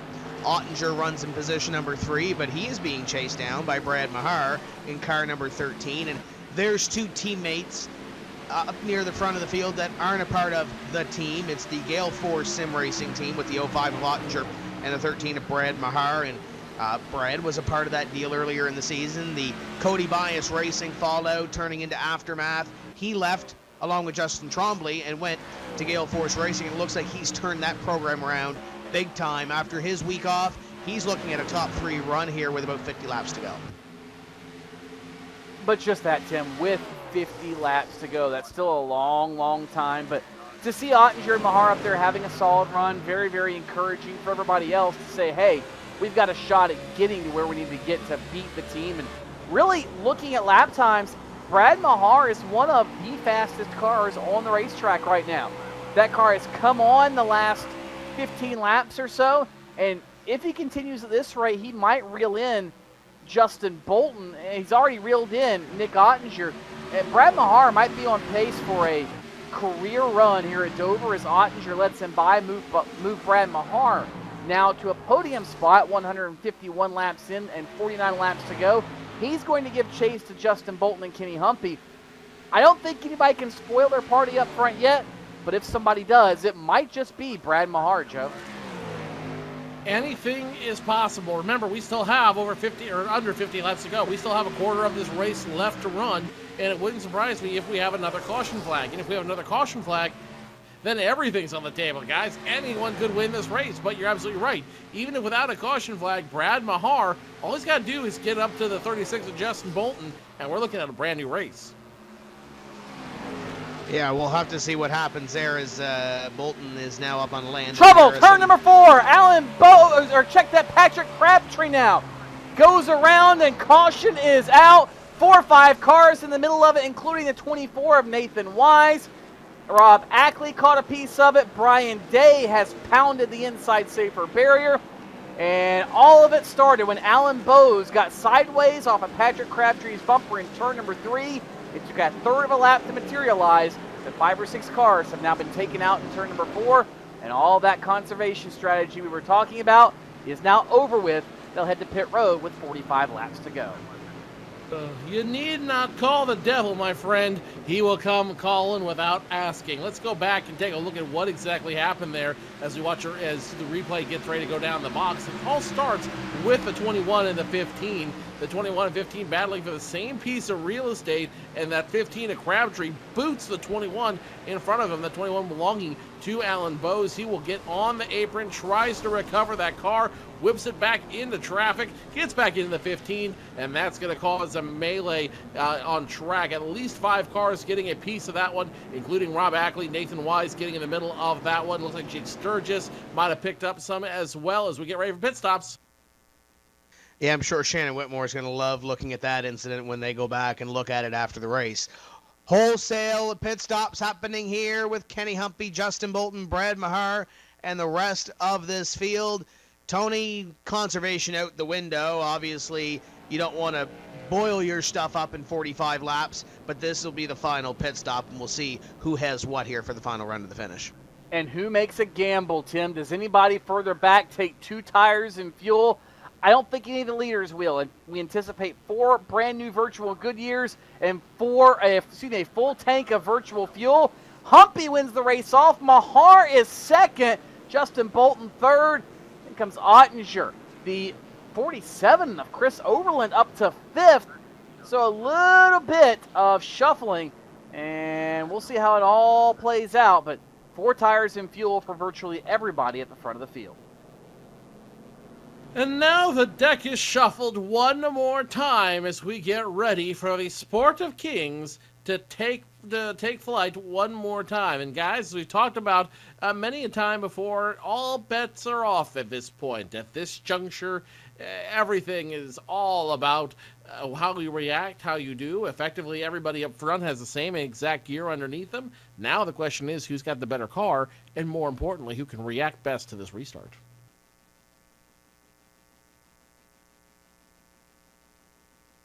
So the 58 car, Kenny Humpy, will continue to lead, but now on the outside, he'll have some drivers that are not on his team. He'll have the 13 of Brad Mahar, and he'll have the 05 of Nick Ottinger. Those 2, Tony, are teammates, but I believe you have an interesting note on one of those 2 drivers from the Gale Force team. That's Nick Ottinger, Tim, and a little bit of radio chatter before that yellow flag. This might be a godsend for Nick Ottinger. They're learning some of the things about these race cars still, trying to find that extra little bit of speed they need. But interesting note, the same adjustment they made in Charlotte that freed the car up, here at Dover has tightened it up. So they're fighting a little bit of confusion now in the Gale Force camp, trying to figure out what exactly their car needs to do and how to make it do just that. I'm sure they reversed that adjustment and maybe tried something else, but it could be a very lucky break for a few cars further back in the field. Well, the problem too is with that is if you're trying stuff late in the race, and you're really taking your race into your own hands if you do it at that point. At this point, you do anything late in the race like this, you mess with things late in the race like this, and if it doesn't work, you're pretty much going backwards without a paddle, if you will.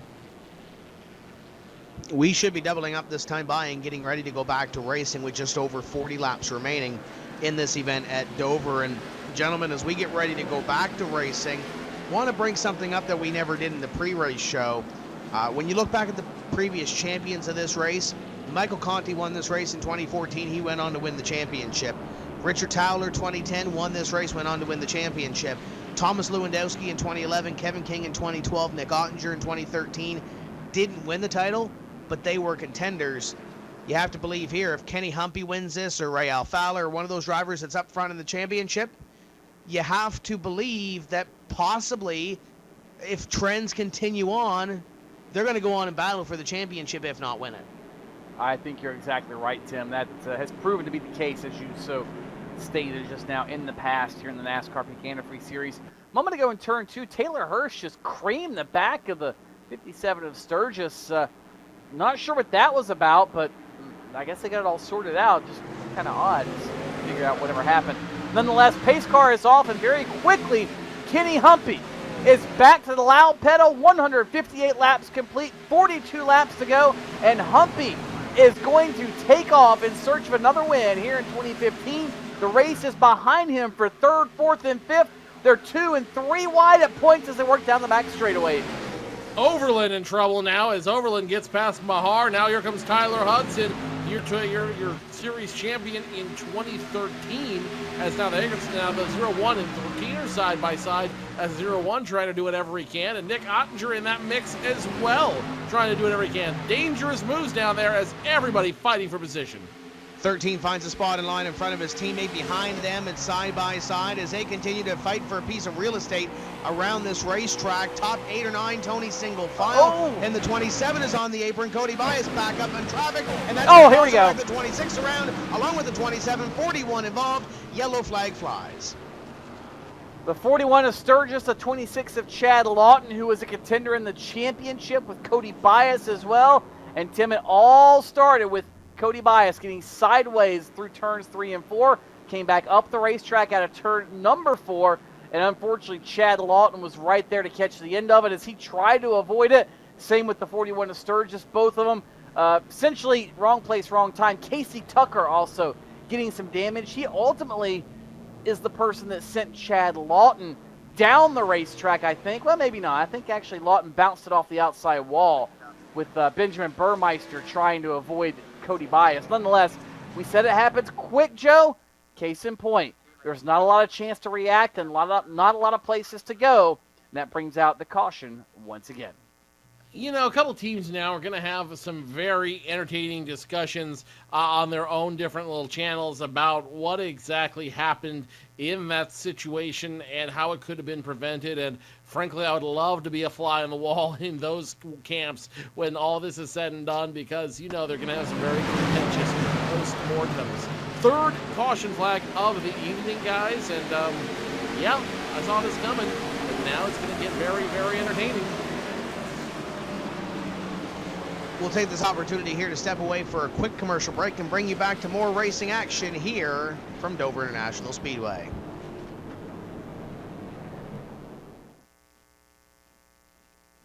Sorry, guys. I never would have thought making duck calls would have stirred up this much excitement. No kidding. Got him coming up here. Shortcut time! That's what I'm talking about. Ah! You sure this is a good idea? Oh, yeah. I got this. I can't guarantee you how this will end, but Pete can guarantee your radiator for life. Introducing the Peak Run True Guarantee. Check it out at peakguarantee.com.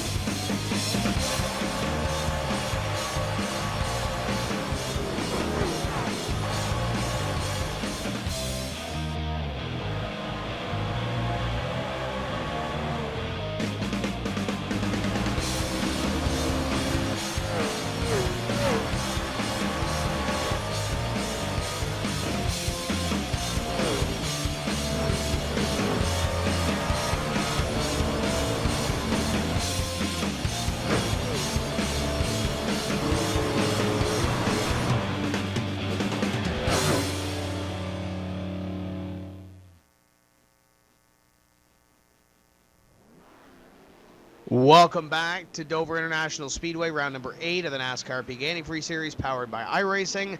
And next time by, we're going to go back to Green Flag Racing.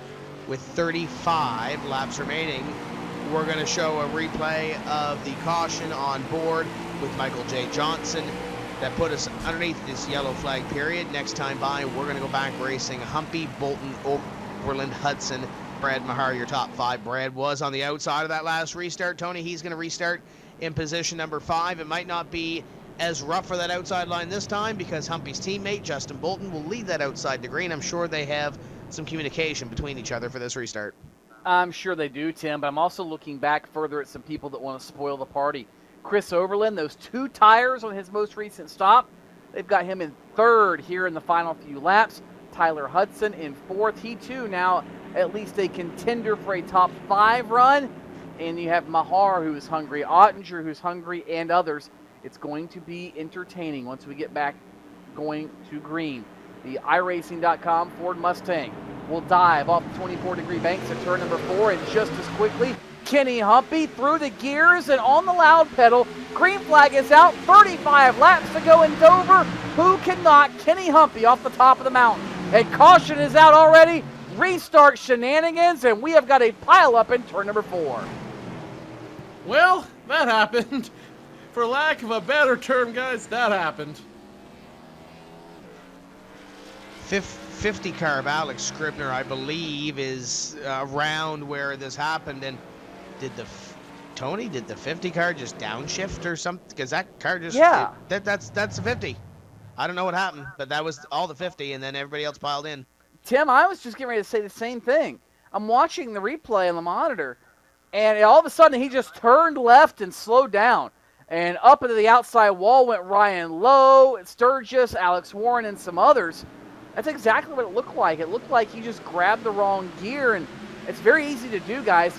It seems very trivial, but sometimes, especially if you're using one of the H-pattern shifters like the great one that Logitech makes, myself with the G27, love the H-pattern shifter. Probably one of the best wheels in the market is the G27. But sometimes that shifter, if you're not paying attention, you don't push it over in addition to up. You go from 2nd to 1st, and that might be what happened to Scribner. That's really the only logical explanation for what happened, guys. The car just stopped and turned left. Usually that's a driver error of missing a gear. You know, man, but this also goes into a very interesting rule that was just handed down prior to this race about starts and restarts, and officials from iRacing handing down to the drivers. Guess what? On restarts, there are no more hard driving. There are no more just racing incidents, as it were. Now every incident is going to be assigned a fault, regardless of when and how it happened. The rules have changed here, and now Alex Scribner looking at a penalty as a result of that incident. Yeah, that one looks pretty cut and dry, and I'm sure that that one will be a unanimous decision when they do go and look at all these incidents afterwards. Speaking of incidents, a driver that's sitting on our side of the fence compared to the driving side of the fence this evening, Brian Schoenberg. And Brian, I know you love Dover. I know you would have loved to have been out there, but tough break a couple weeks ago there at Charlotte. Hey, Tim. Well, yeah, I guess it kind of was, but it's just kind of a product of what we had been facing all year, and eventually sometimes you get a little bit frustrated with cars passing you every race, and that's kind of what got me in the position I'm in right now, but it wasn't really a big deal.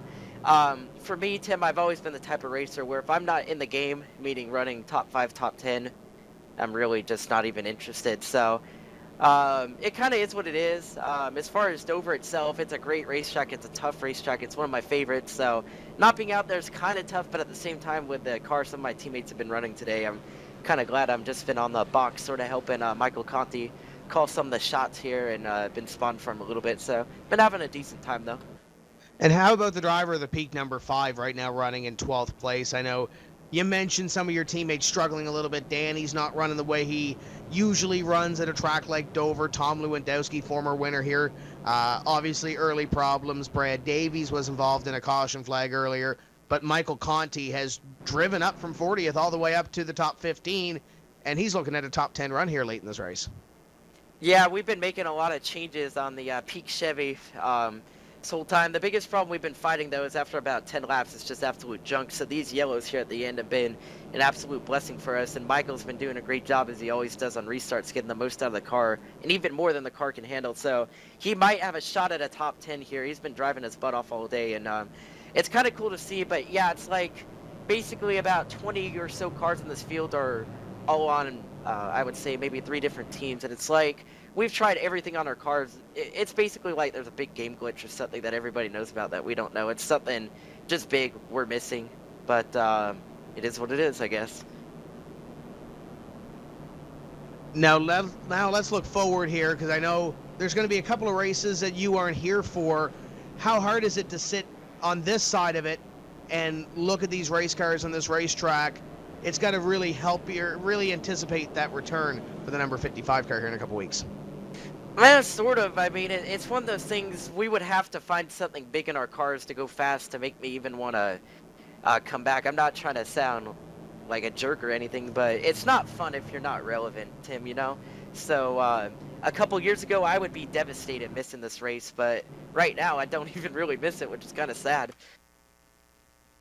But I know you do have a lot of fans out there, and you do have a couple of sponsors on your race car. So I know you do have fans out there that love watching you race that number 55 car. Let's give a shout out to some of your sponsors, because I know Pro Geek's been on your car for a few years now. Yeah, definitely. Just Pro Geek Consulting, Checkered Flag Interactive, JDR Graphics. Really, I mean, that's about it. Made Performance PC as well. But it's just one of those things. It's been a crazy year, and honestly, some time off isn't a bad thing. But for all the fans, just watch B-Fix, C-Fix, A-Fix. We make it exciting there for them. Well, you might need to come out to Be Open, because we covered Be Open on iRacing night. You guys might need to come put something together here for next Tuesday. Maybe. Maybe I could come in the booth next week or the next race. What do you think? For here. Well, I mean, Tony's away for the summer shootout. We'll have to talk here after we're done. But that's Brian Schoenberg. We're getting ready to go back to racing. Brian, before we let you go, who's going to win this thing? Kenny Uppy. No one's got anything for him. Thanks, guys.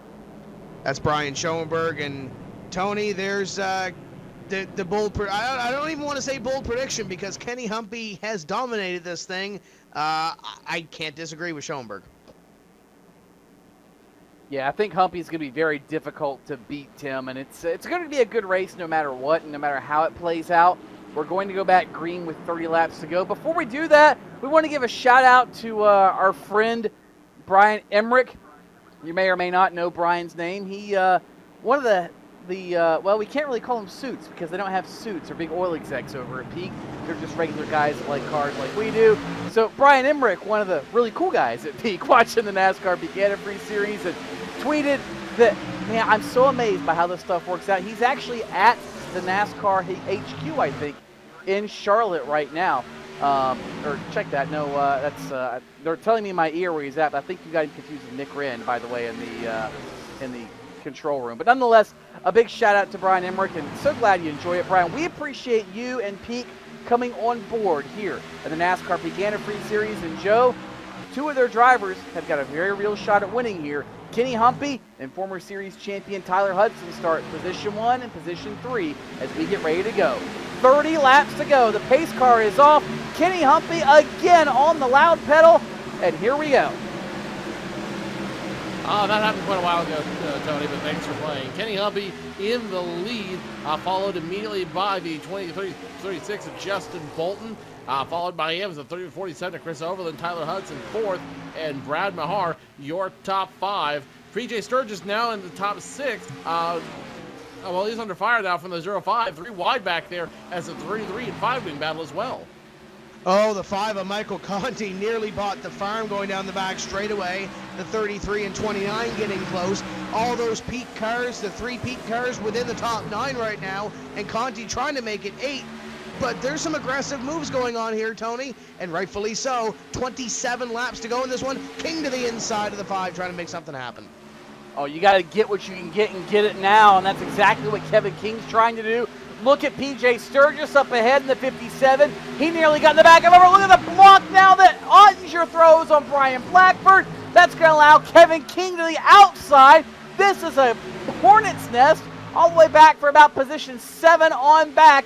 This might be the next caution before this is said and done. Some of the best in the world going at it, fender to fender. Somehow they've been able to hold on to it. Mike Conti, the defending series champion, now sliding backwards as Ray Alfala picks up a spot on the number 5.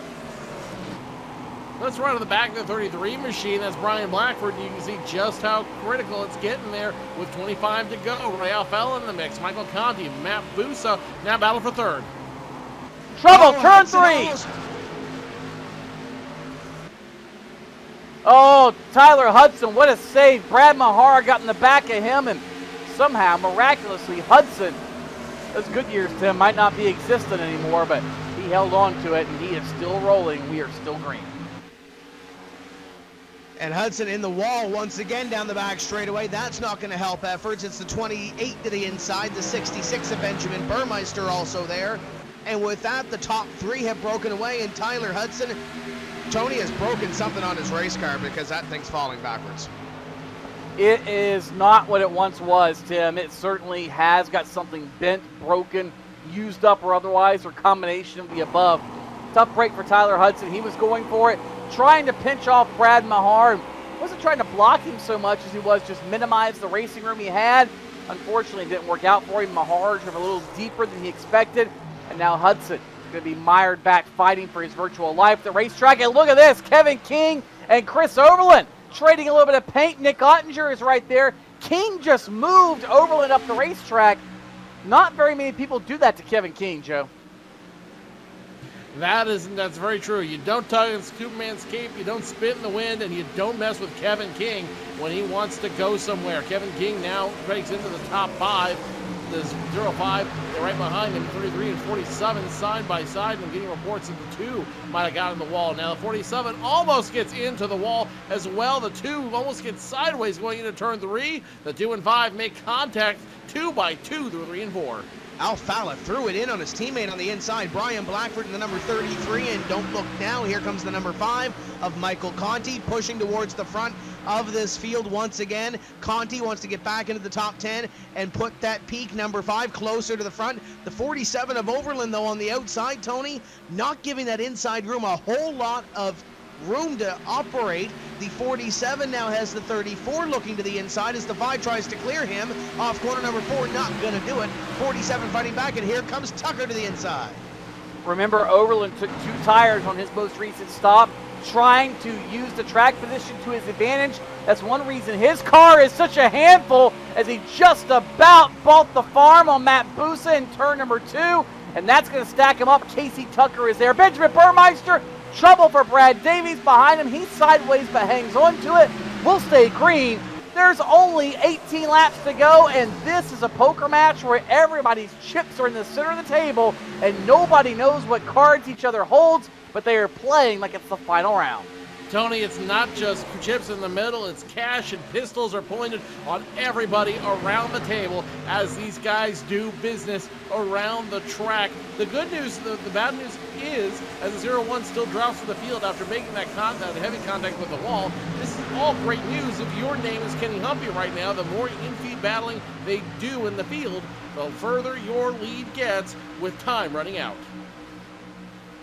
The 0-1 of Tyler Hudson continues to fall back through the field. Hudson on the outside, and now Danny Hansen, Timu Ivonen, Rob Ackley.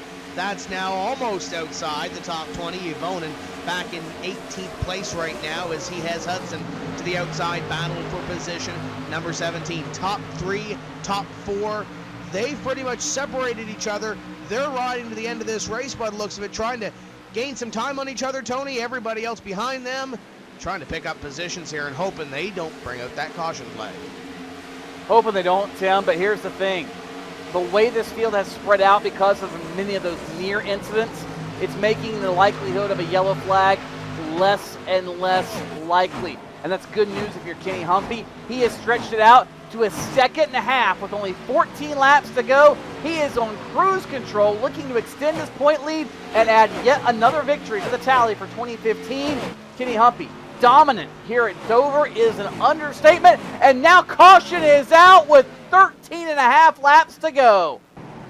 So there, what were you saying there a minute ago about the caution flag not coming out? It's going to involve the 82 of Alex Warren and a couple other cars. The 54 might be involved. The 26 might be involved in that one as well. Several cars getting involved, but it's going to be rally around that 82 of Alex Warren. That's going to spin after making contact with the 11. And in front of them, it's another car that spun that got loose as a result of some contact. That's going to be the 34, Matt Busa. Yeah, the 10 car is going to collect them as the 82 of Alex Warren also. That's way behind. I didn't see, Tony, what happened to Alex Warren, but the 10 of Corey Vincent definitely did get in to that number 34. And it looks like Alex Warren, he was slowing down, and he gets tagged by Brad Davies maybe in the 11? Yeah, it was Brad Davies that couldn't get woed down quick enough as Alex Warren got on the binders. And again, this is just the chain reaction, the accordion effect that happens here at Dover. It's going to happen no matter what because guys are slowing down, doing different things. And the thing with Matt Busa, we talked about at the outset, if you push the envelope too much, you're going to lose the nose, lose the back end. This track will lull you into a false sense of security. Matt Busa, the latest one to step over that line. And when you try to fight that car down a banked straightaway, as much as they're banked here at Dover, Joe, it is a handful. And Busa, unfortunately, his great run now going awry. Like we talked about, almost like Martin Truex Jr., great runs, solid showings, just cannot get the finishes to show for it. That's certainly a shame, and that is going to bite him later on in this season. At this point, he might want to consider, I don't know, just trying to run to stay in the points threshold so he doesn't have to qualify back through for the race. The 21 car of Alan Bowes was involved in an earlier caution flag, and a couple of weeks ago he was in victory lane, and now he's sitting on pit road. Alan, what happened there? I know you and the 15 had a little bit of a getting together. Yeah, we were racing pretty hard for, I think it was about 15th, and David Rattler was a little bit slow on the outside, and I ended up taking a 3 wide through the middle, and I don't know if it was just a misunderstanding between Patrick and myself, but I guess he was a little bit upset, and I ended up going around the next corner. Now, obviously, you won at Pocono. What does this mean, though, for the rest of your season? Because I know you've had a couple of runs that should have been a little bit better for this number 21 team, this one being included. What does this do for your momentum? Because after tonight, we're halfway in this season. It doesn't help. I'm already way back there in points, and I was just going for a top 15 to get some points. The amount of luck I've had this season is just horrible, and maybe the second half of the season will be better. I hope so. I need it. And if I don't, I'll probably be making an appearance in the Pro Series again. 2 weeks' time, totally different animal. Michigan International Speedway. For those that are watching here this evening, what do they expect when they tune in 2 weeks' time? Well, hopefully our John Dragonetti.me Chevy will be a little bit faster than this week. We had a great car this week, and Michigan is one of my better tracks, so maybe I'll be able to give something a shot for a top 10 or top 5, but I'll be happy with anything above or better than the top 20.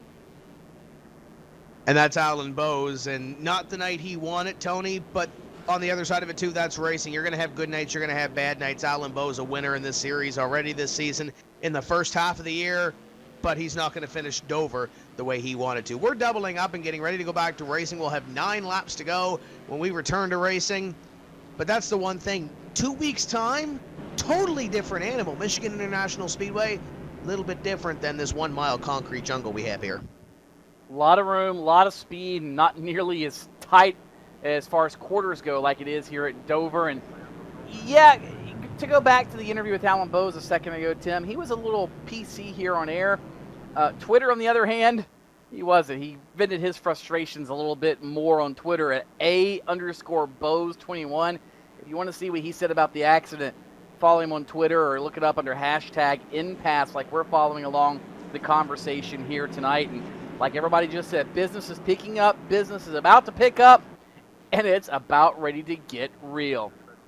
Kenny Humpy, Justin Bolton at the peak of the event with 9 laps to go. They will go green. Humpy on the gas. He'll get the advantage once again over his teammate and lead the field to green. Mahara will slide to third. The battle is for fourth behind them. Kevin King, PJ Sturgis, and a whole host of others as they barrel off to turn 1. Kenny Humpy still maintaining the lead. Justin Bolton right behind him, and behind them, it's a huge hornet's nest. It's the 05, hits the wall, and needs to make hard contact with the wall, flattening out the right side of that car, and it looks like we have some more trouble potentially coming on the track. They kept it straight, but Chris Overland tried to take a swipe at Michael Conti going down into the corner number 3. Nothing doing there, and now the 47 on the outside trying to hold on to a position. Meanwhile, closer to the front of the field, top 3 have broken away, and Kevin King has his mirror completely full with the NX number 57. We've seen Kevin King before get a little bit loose, a little bit sideways. Could he use the bumper at the 57, uses it on him? I think so, Tim. Pretty much at this juncture, anything is game, and Kevin King trying to get away from PJ Sturgis at the moment. A little bit further behind them, Ray Alfala. Foul trouble, Braden Schmidt hard on the inside wall. That'll bring up the caution flag with 6.5 laps to go. Others are piling in after the fact. Chad Lawton is in it. Andrew Fayash, the third, caught a piece of it. But it all started off turn number 2, and they all came up on Tyler Hudson. That's what caused Schmidt to check up. He got hip checked by Rob Ackley into the inside wall, and it was chaos from there. This should set up a 1 to 2 lap shootout to determine who wins the race here at Dover. And if that happens, there's only one person that benefits. That 58 of Kenny Humpy and the 36 of Justin Bolton. I guess you'd say there's only one team that benefits because it's a 1-lap shootout. It's going to be a tough order to beat 3 of the 4 members of the team out here. And, you know, looking at that incident, Tony, you mentioned they were coming up on Tyler Hudson, and it all depends what angle you look at that incident from. The 47 almost looks like he comes down the racetrack a little bit. From the other angle, the 01 looks like he gets into the 47, and there's no real movement. But either way, whatever way you slice that, the 01, as soon as that contact is made between the 01 and 47, check up, and the 3 nowhere to go but into the back of the 01. He makes contact with the 22, and then everything else ensues. On the other side of it, Rob Ackley, the 01, the 47, they drive away from it. The 3 car does not, and he has others drive into him. So there's guys that are going to benefit from that. Overland, the 01 of Hudson, the 22 of Ackley, they're going to get away scot-free as long as the iRacing officials don't put any incident points on them following the race. But now they get to set up for what could be a 1-lap dash to determine the winner of this thing. And Tim, this is one of those times where you're glad if you are Kenny Humpy. You control the restart. You are the one that everybody has to chase. You've got to be the guy that goes. And if I'm Kenny Humpy at this juncture, in all reality, yes, I have my teammate beside me, but I know that my teammate Justin Bolton is going to race me just as hard as anybody else. Yeah, he might cut me an extra break that somebody else wouldn't, but if I'm Kenny Humpy, I mix it up just a little bit. I catch everybody sleeping, and I do not go at the point I've been going just so I can get every bit of advantage on this restart. And, man, Humpy is just – this seems to be how he wins races in dramatic fashion lately. Yes, he's had dominant cars, but not without drama. And here we go again, a little more drama for the team. A 1 to 2 lap shootout to settle it. 200 miles of racing comes down to about a minute's worth of full-on, high-speed, on-the-throttle action. Ay, ay, ay. Could you ask for anything better out of the NASCAR Peak Antifreeze Series? You got a very good point there. You've got a very good point there. Tonight we've seen some incredible racing. We've seen a lot of fun racing. And really, I think this last one-lap dash is going to be nothing more than a formality. I think if everyone plays their P's and Q's right, we'll be able to get one clean lap in. I doubt that'll happen, though. And what I really believe is going to happen is we're going to see a lot of cars go when the green flag flies, and we're going to see a lot of sheet metal that our officials are going to have to untie when all's said and done. And the one thing that you mentioned, Tony, when we do go green, if this thing does go green, we're assuming that we are going to have a one-lap dash. Kenny Humpy and Justin Bolton, they are teammates. I'm sure they have communication with each other. And I'm sure as much as Justin Bolton doesn't want to finish second, I'm sure Kenny Humpy's going to tell him I'm going at this area when we do go green.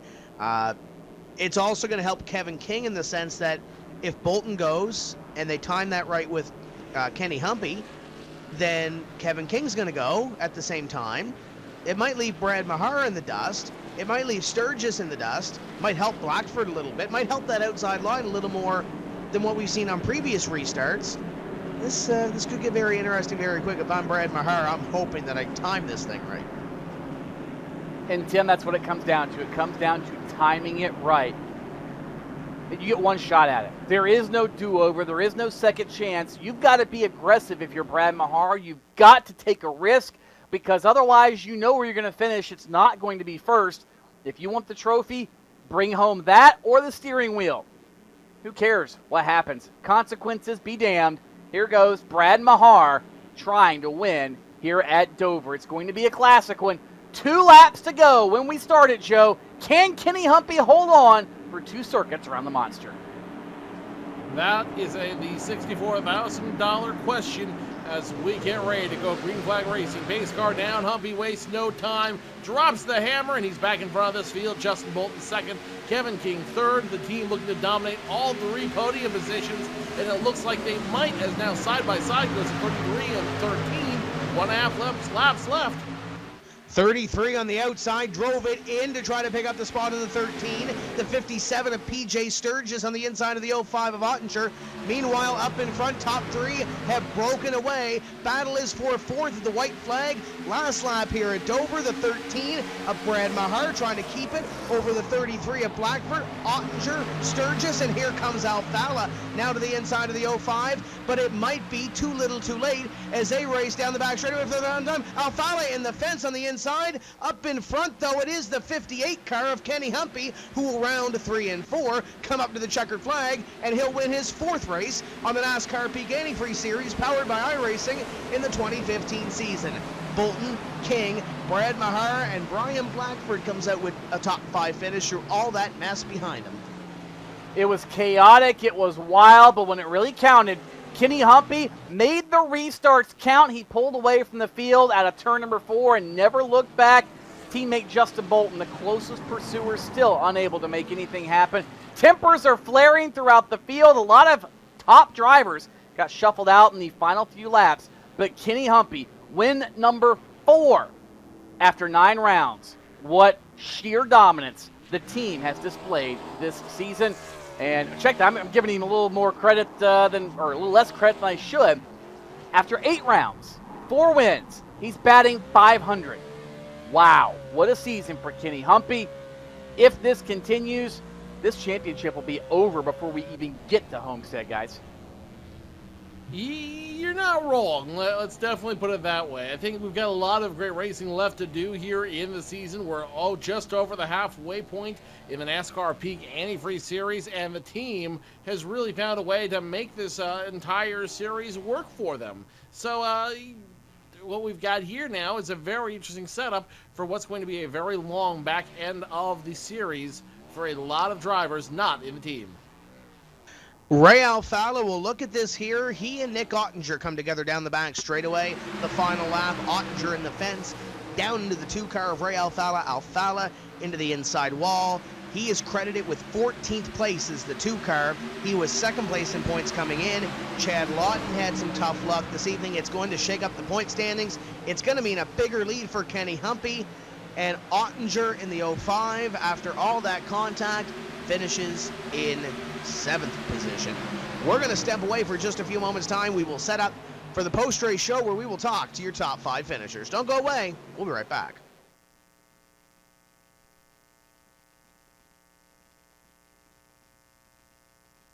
Sorry, guys. I never would have thought making duck calls would have stirred up this much excitement. No kidding. Got him coming up here. Shortcut time! That's what I'm talking about. You sure this is a good idea? Oh, yeah. I got this. I can't guarantee you how this will end, but Pete can guarantee your radiator for life. Introducing the Peak Run True Guarantee. Check it out at peakguarantee.com.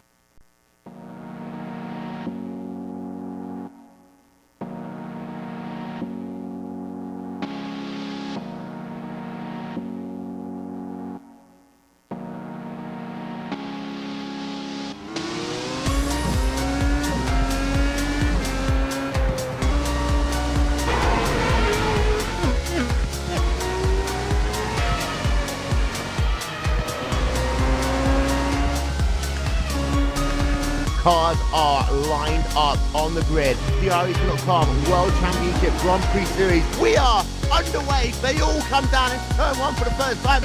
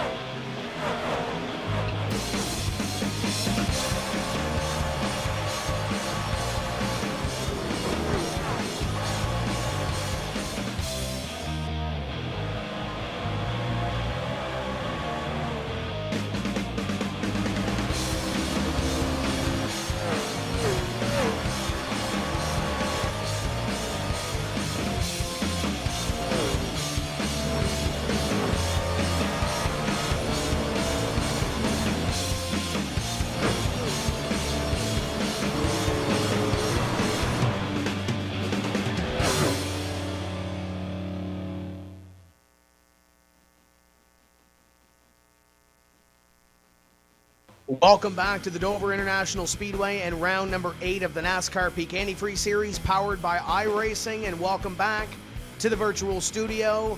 Tony, Joe, this race once again, we came in this evening. It was the question of the team. Could the team end up in victory lane? And they take away the 3 spots in the top 3. Behind them, a little bit of calamity ensued, Tony. A couple of guys fighting for real estate at the end, but still came out to the team, and Kenny Humpy winning his 4th race of the season. And that should not be a surprise, Tim. We talked about that at the outset. Joe over here took the field. You and I, we took the team. We ended up being right after all that was said and done. But this was a race that was all about, I don't want to say paybacks, but this was certainly a race that was about tempers. This was a race that was about getting what you felt you deserved. We don't really run these short tracks with the exception of Richmond in the NASCAR Peak Antifreeze Series. Dover, a smaller speedway, a smaller super speedway by technical definition at 1 mile in length, but It drives just like a short track, and the tempers tonight were out just like they are at a short track. And certainly can't say we are surprised, but it does happen. Tends to be the nature of the beast at Dover. You start out great, and then as you get later and later in the run, things tend to get wilder and crazier as the night goes on. And Joe, I think tonight was proof positive of that. It was also proof positive that, again, if you're going to win a championship, you're going to have to not only beat Kenny Humpy, but now you got to find a way, I think, to essentially unseat him and completely send his season into a tailspin, because he's got nearly a race plus, I believe, in points on the field, and that is going to be a very difficult gap to surmount in the next 8 weeks. Tony, the bigger thing, though, is you've got to find a way to beat the team. Kenny Humpy's a great driver. Let's not give him any discredit for anything that he's been through. But the bigger thing is he's also got an incredible group of drivers behind him. Kevin King, Cody Bias, Justin Fulton, all driving behind him. And I think if you beat one, you have to beat them all, which is what we have proven here tonight at Dover. But more importantly, tonight we really proved that we've got really the class in the field in iRacing here tonight. You saw a lot of great drivers making a lot of great moves, and when it came down to it, what surprised me, and I think that both of you may argue with me, but I don't think I'm wrong on this one. Of all the things I've been wrong on, there's two things I've not been wrong on. Number one, we did see a lot of crazy pit stops tonight. We saw a lot of yellow flags, especially at the end. But number two, guys, and more importantly to this, I think the biggest thing we learned here that surprised me and surprised everybody was the race did not end up being about pit strategy. It did not end up being about restart strategy. It really ended up being about car setup. And that turned into a battle of have and have-nots real quickly. Kenny Humpy was the have, and a lot of other guys in the field were the have-nots.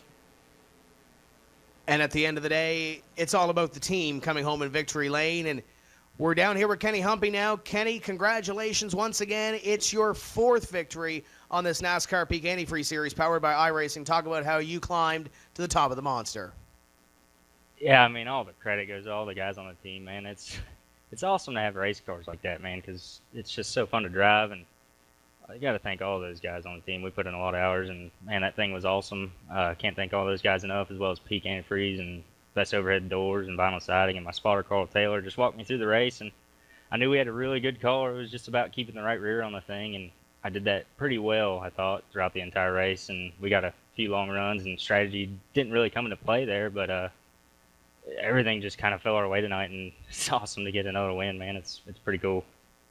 Couple of late restarts in that race. Let's talk about the communication between yourself and your teammates. How much communication was there between Bolton, King, and the rest of those guys there trying to time everything? Oh yeah, it's with anybody who's up front. You got a teammate beside you. You know, we're always talking and trying to figure out what's the best. You know, not only for us up front, but as well as the guys in the back. And we kind of had a good. We pretty much win at the same point. When the car's on the inside, you get such an advantage here, and it's just trying to help those guys that are on the outside.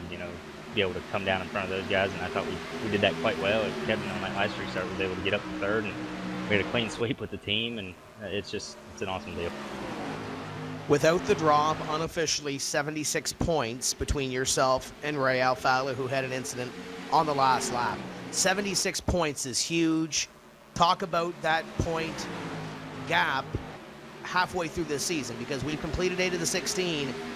Can we call you a champion yet, or what is your mindset heading into these final 8?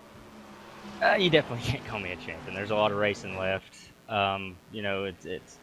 It's just about going into the races, and if we can keep doing what we did tonight, I mean, there's no way they're going to catch us that way, and I know that won't happen. But if we can just put a few more races together like we had tonight, and just keep doing what we're doing, I don't see anybody being able to catch us. But things happen. It's racing, and you never know what could be coming up. I could have 3 straight races of getting wrecked and finishing last, and then race right back in it. So it's just gotta play it by ear, and hopefully we can keep bringing the cars that we've been bringing and have the speed. Now, next week, before we let you go, it's Michigan. It's a whole different beast. It's a 2-mile racetrack compared to right here where it's a 1-mile, really tight oval racetrack. What do you expect out of Michigan, and do we see win number 5? Based on the closest track we've been to that kind of compares there is California. and we had a really fast car there, and we were able to bring the win away there. And I think we'll start there. It's a fun track. It's a lot wider, so we're on a little different groove than we did at California. I think you'll see people up a little higher, and so we'll just go in there with the California setup and start working on it, and all the guys on the team will come up with something really fast there, and hopefully we can come back to victory lane once again.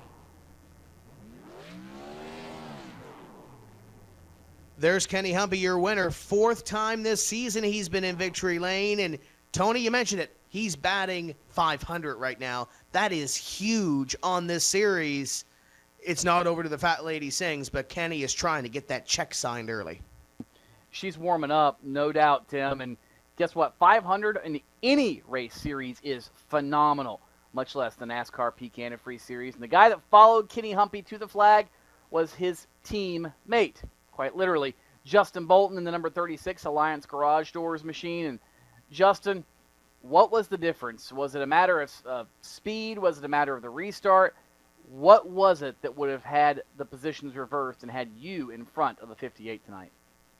It was definitely a matter of speed. He's just, had that little bit over top of me and, some other guys as well, just all season long. So, it's nothing really different this week, but I just got to thank all those guys at the team, first of all, for all the work they put into these cars, Cody, Kenny, and everyone else. Been able to bring really fast race cars to the track, and, it's been fun.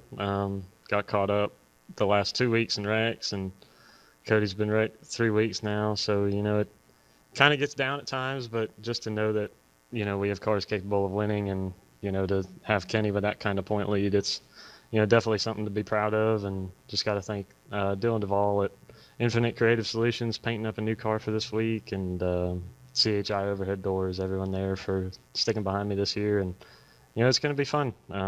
Kenny's basically walked away with the championship at this point, so we're just trying to see how far we can go up the ladder here. You seem to already have given it to him, of course, being your teammate. I know he's not going to roll over and play dead.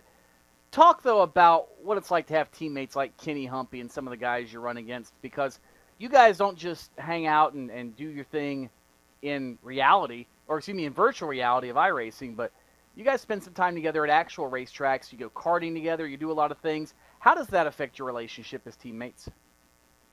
Yeah, ever since we came over here at the beginning of the season, it's been a lot of fun, like I said, and everyone over here knows what the goal is week in and week out, and they all work at it. And these guys have been, some of the best on here for quite a while now, and Kenny's been doing this a long time. All of them have, really. Kevin, Chad, and like I said, it's just been a lot of fun hanging out and being able to go to the go-kart track with you and those guys this past weekend, and Kenny and Cody ended up on top there too. So it's not just all set up. They got talent, and it definitely takes talent to drive these cars a lot more than anything else. But ended up getting another pole tonight, so that was good. But that last restart, I tried saving a little bit in that little 15-lap run we had there to, try and get anything. But even with that, I still wasn't able to get a run on him. So he did a good job, and just glad we can come home with another trophy. Well, that's Justin Bolton, the driver out of Greensburg, Pennsylvania, and Joe Cortez, I believe, is standing by with the guy that completes a sweep of the podium for the team. That'll be California's Kevin King. Joe? Kevin King finishing third here tonight. And Kevin, before we begin, the team finishing 1, 2, and 3. That's got to be a pretty good feeling. Oh yeah, it's amazing. They obviously were quite a bit faster than myself and Cody, and maybe Chad could have hung with them, but yeah, to finish a run, a good run, is very fulfilling, at least for me. I know Justin, obviously, he's been running great the last couple of weeks, but we haven't been able to get the finishes that we feel like we deserve. When you run so well and then late race stuff happens, you just kind of get deflated. But we know we got some stuff that's really working right now, so it's easy to come back and test when you have a really good chance to run up front next time by. You definitely had something here late in the race. What was the secret? You struggled a little bit at the beginning of the race, the midpoint. Towards the end of the race, this 29 machine really came alive. What was the change? What was the secret that made it work at the end? Honestly, man, I got really mad. I got stuck behind some guys, and I was trying to be patient, and I knew Overland up there had some problems on the restarts because he had right side tires and he was spinning tires, and it was just getting jumbled. So I didn't want to get caught up in a restart wreck, and people were taking advantage of it. And I behind a guy just letting him gather it up, and then a guy behind me would just take it 3 wide and throw it on the apron almost to pass, and that kind of ticked me off. So the last couple times, once that happened, I was just on a mission to get back to where I was, and I just drove pretty much as hard as I could the rest of the laps to see if I could get back to where I was, where I felt like I was running all race. And yeah, I'm usually a pretty calm racer. I'm pretty methodical in a lot of things I do, but when I get upset, when I feel like I was wrong in a certain way, I'll run just that little bit harder, and it definitely paid off this time. Let me ask you this. The team has had incredible success all year round. You turn around, and it seems like one member of the team has won a race. I mean, Kenny Hovey obviously winning for this team, again, just having incredible success. To what do you attribute this incredible success team-wide to?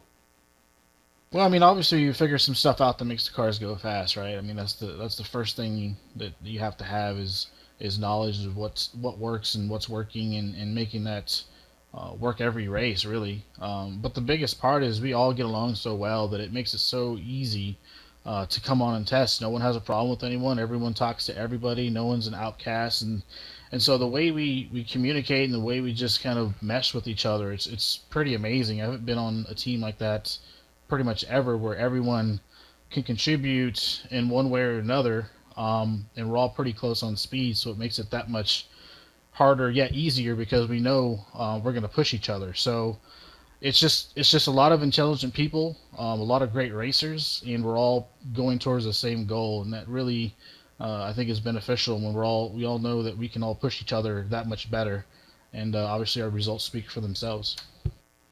Real quick, Kevin, 2 weeks we go to Michigan. You guys did okay at Auto Club. Any ideas on how to build on that success in Auto Club for Michigan, the exact twin, just 3,000 miles away? Yeah, Michigan's one of those tracks where a lot of people are going to be fast, just because you're going to be probably pretty wide open, I think, or close to it, and the draft's going to come into play. So we're going to take what we learned at California and see if it transfers over, obviously, and it's going to be one of those races where you think you have something really fast and you might be off just a little bit, and it's just going to kill your speed 20 laps later. So it's going to be fine tuning the thing. Hot lap speed's not important. It's how you do in a draft, how you do behind people, how you do up front, and really how long can you carry that speed. It's so hard to carry fast speed around that track because you're off a little bit, like I said, and it's 2 miles, and so you're off a tenth and you're going back really fast. So it'll be fun because it's going to be wide open and spread out. But it might be a little frustrating because it might be a lot of people in one little spot. So we'll see what we can do there. Kevin King finishing third here tonight at Dover to complete the team podium sweep here at Dover International Speedway. Let's go ahead and go to Tim Terry, who's caught up with Brian Blackford. Couldn't catch up with Brad Mahar, but I'm sure he wants to thank Infinite Creative Solutions and Tim's Corner Motorsports for his great run tonight, coming home in position number 4. Brian Blackford, let's talk about this 5th place run, because I know you had to earn it in those last few laps. Yeah, I had to work the outside. I definitely didn't want to be there on the outside line for the restart, but it actually turned out for the better. Ray got checked up on the bottom. He was under me, so glad I was there. That was a heck of a battle, and it was really cool to roll the outside like that. And Brandon Wright, my spotter, he that guy does an amazing job. He every single week he gets me out of the trouble, and that's part of why we've completed every lap this season. He keeps me cool and calm, and hopefully someday he'll be spotting somebody in the Cup Series. But yeah, we had a great run the last couple laps, and I'm really excited. And it's also going to move you a little closer up to the top of the standings. Obviously, Kenny Humphrey running away with this thing at this point, but sitting in 7th place in the standings halfway through this season. Not only this run here tonight, you really have to be happy with your season as a whole. Yeah, I mean, I feel like we could have capitalized on a few more situations even better than we have, and Well, I mean, we have made the most out of every race, and that's what's important in the series. And you really can't give up. I don't even know if we're halfway through the season, and a lot of guys kind of lose motivation throughout the the coming weeks, and typically anyway, it seems to be going that way too this year. But you just got to keep digging, and just don't give up. There's a lot of racing left to be done, and you never know what can happen. And I know you've had a long road as well. Let's talk about the injury, because I know you guys at Slip Angle Motorsports posted a video on your Facebook page and your social media earlier this week trying to raise some funds for an upcoming surgery. Let's talk a little bit about that. Yeah, I mean, I've just got to thank PSR TV for, I think they aired that tonight. If they didn't, you can go to the Snow Cone Productions YouTube page and check it out. Also, GoFundMe.com/Blackford. We're trying to raise money for my upcoming elbow surgery that I want to have during the off weeks that we're having coming up. I think it's about a month break, and I really want to get it done during that time so I don't have to miss any races. I guess it's like a 3-week recovery. So if we could get it done at the beginning of that break, then I don't think I'll have to miss any races, but we'll see. Also, I want to give out a shout out to Sasha Wessler. He's obviously not doing so good these days too. He needs surgery, I believe, on his back. So there's a lot of us playing hurt, but yeah, that video is really awesome. I put it together. Had all the people at St. Pete Health and Wellness and Acupuncture and Herbal Therapies, Vital Solutions IV Nutrition, put that together with them, and it was an amazing story. I'm excited. Maybe I'll be able to do a longer video in the coming months, but we'll see. But yeah, I just want to thank all my sponsors: Ford Performance, St. Petersburg Health and Wellness, Acupuncture and Herbal Therapies, Snow Cone Productions, StemSimX, Phoenix Society for Burn Survivors, Shriners Hospitals for Children. Obviously, thank you iRacing, NASCAR, and Brian and everybody at Peak Auto. So those guys are awesome. Just really excited about this run, and hopefully we'll have more top 5 finishes like this. I know we can do it, and I know Ray can possibly pull in a little bit on Kenny. We just got to keep working hard. Ford Racing's backyard in 2 weeks at Michigan. Are we going to put the 33 in victory lane?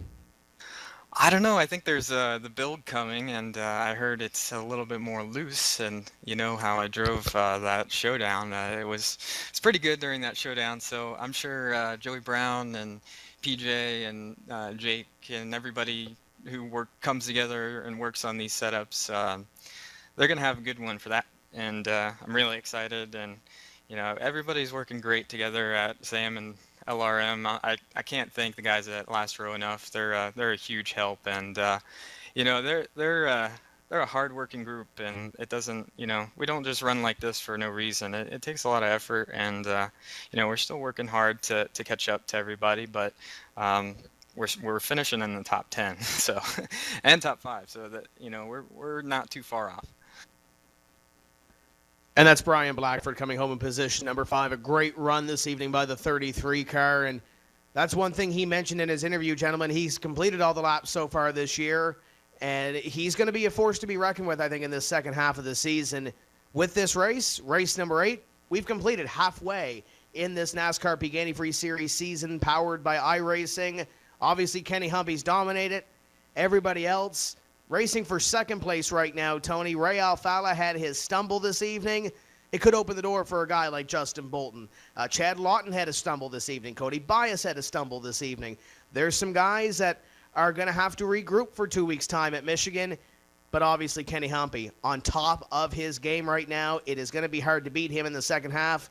But he does have some contenders that will battle him for some of these race wins. I think you're right, Tim. He's going to have some contenders. The question is, who will they be? Will they be the teammates?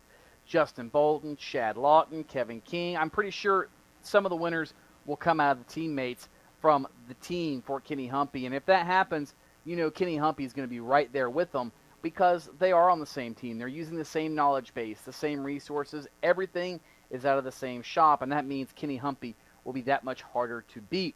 Do I think Ray Alfala or maybe even a Brad Mahar or somebody like that could come to victory lane? Possible. Likely? I'm not so sure of it.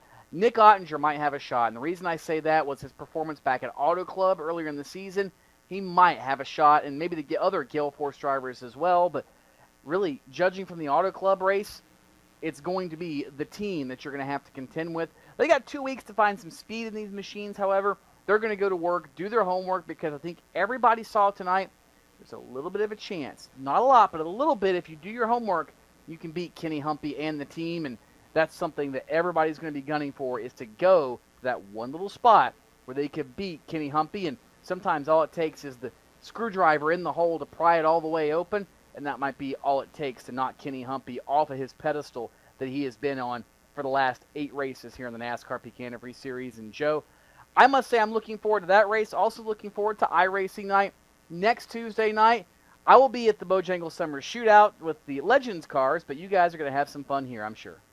Oh, we'll be all right. I think we'll have a good time here for iRacing Night next week. But more importantly, I'm looking forward to Michigan in 2 weeks' time. We ran its twin at Auto Club Speedway earlier in the season, so now it comes down to what did you learn there that you can apply here. Something you mentioned about the team there, Tony, we learned tonight that all boats really do rise at high tide, and the team is kind of making their own tide right now, and they're really making it difficult for anybody who's outside of that group to get in and make it work out there. Not saying it's impossible, but with 4 wins, like you said, Kenny Humpy is batting 500 right now. It's going to make it that much more difficult. But that's also going to make the second half of the race even more critical, guys, because number one, we're going to have 4 races. Then we're going to have that drop week calculated in, and then it's going to begin our mini chase, where you cannot have an error. You have to be flawless every day, every week in and week out. So this is where really, for me, the exciting racing begins. 4 weeks of solid hard racing between all of our competitors, that drop week, and then all bets are off, the gloves come off, and you got to do whatever you got to do to win. These 4 weeks will be a good precursor to that.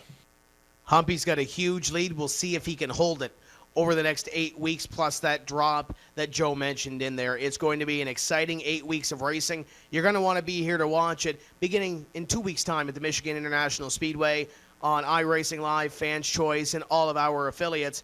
But as Tony mentioned as well, next week we're going to head to iRacing Night, the NASCAR iRacing Class B Open Series, the Xfinity-style cars, going to hit the air next week on Tuesday evening. Same place that you're watching this evening's racing action, wherever you may be on the NASCAR Peak Antifreeze Series, powered by iRacing Network and all the affiliates that we have through iRacing Live. That's going to do it for us here this evening from Dover. Once again, congratulations to Kenny Humpy, a 4-time winner on the NASCAR Peak Antifreeze Series, powered by iRacing. For Tony Stevens and Joe Cortez, my name is Tim Terry. We'll see you next time when we say, let's go racing, keep the hammer down, and we'll see you at the track.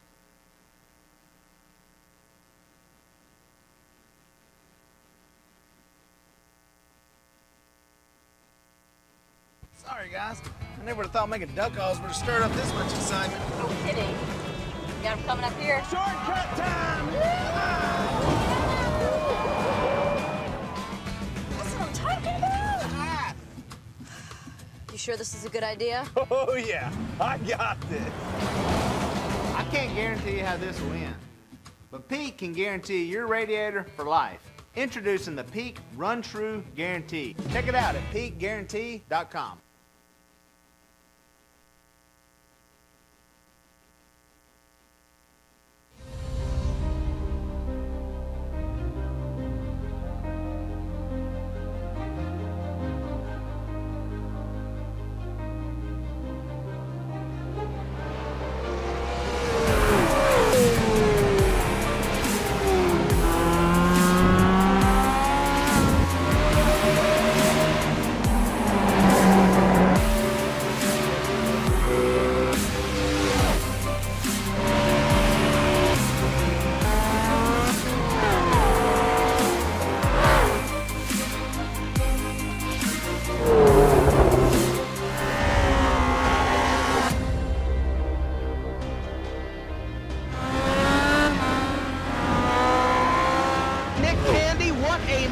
Truex in the outside, contact made, 56 slides in at a 4, who's going to be at the stripe, dead even, give it to Ryan Truex.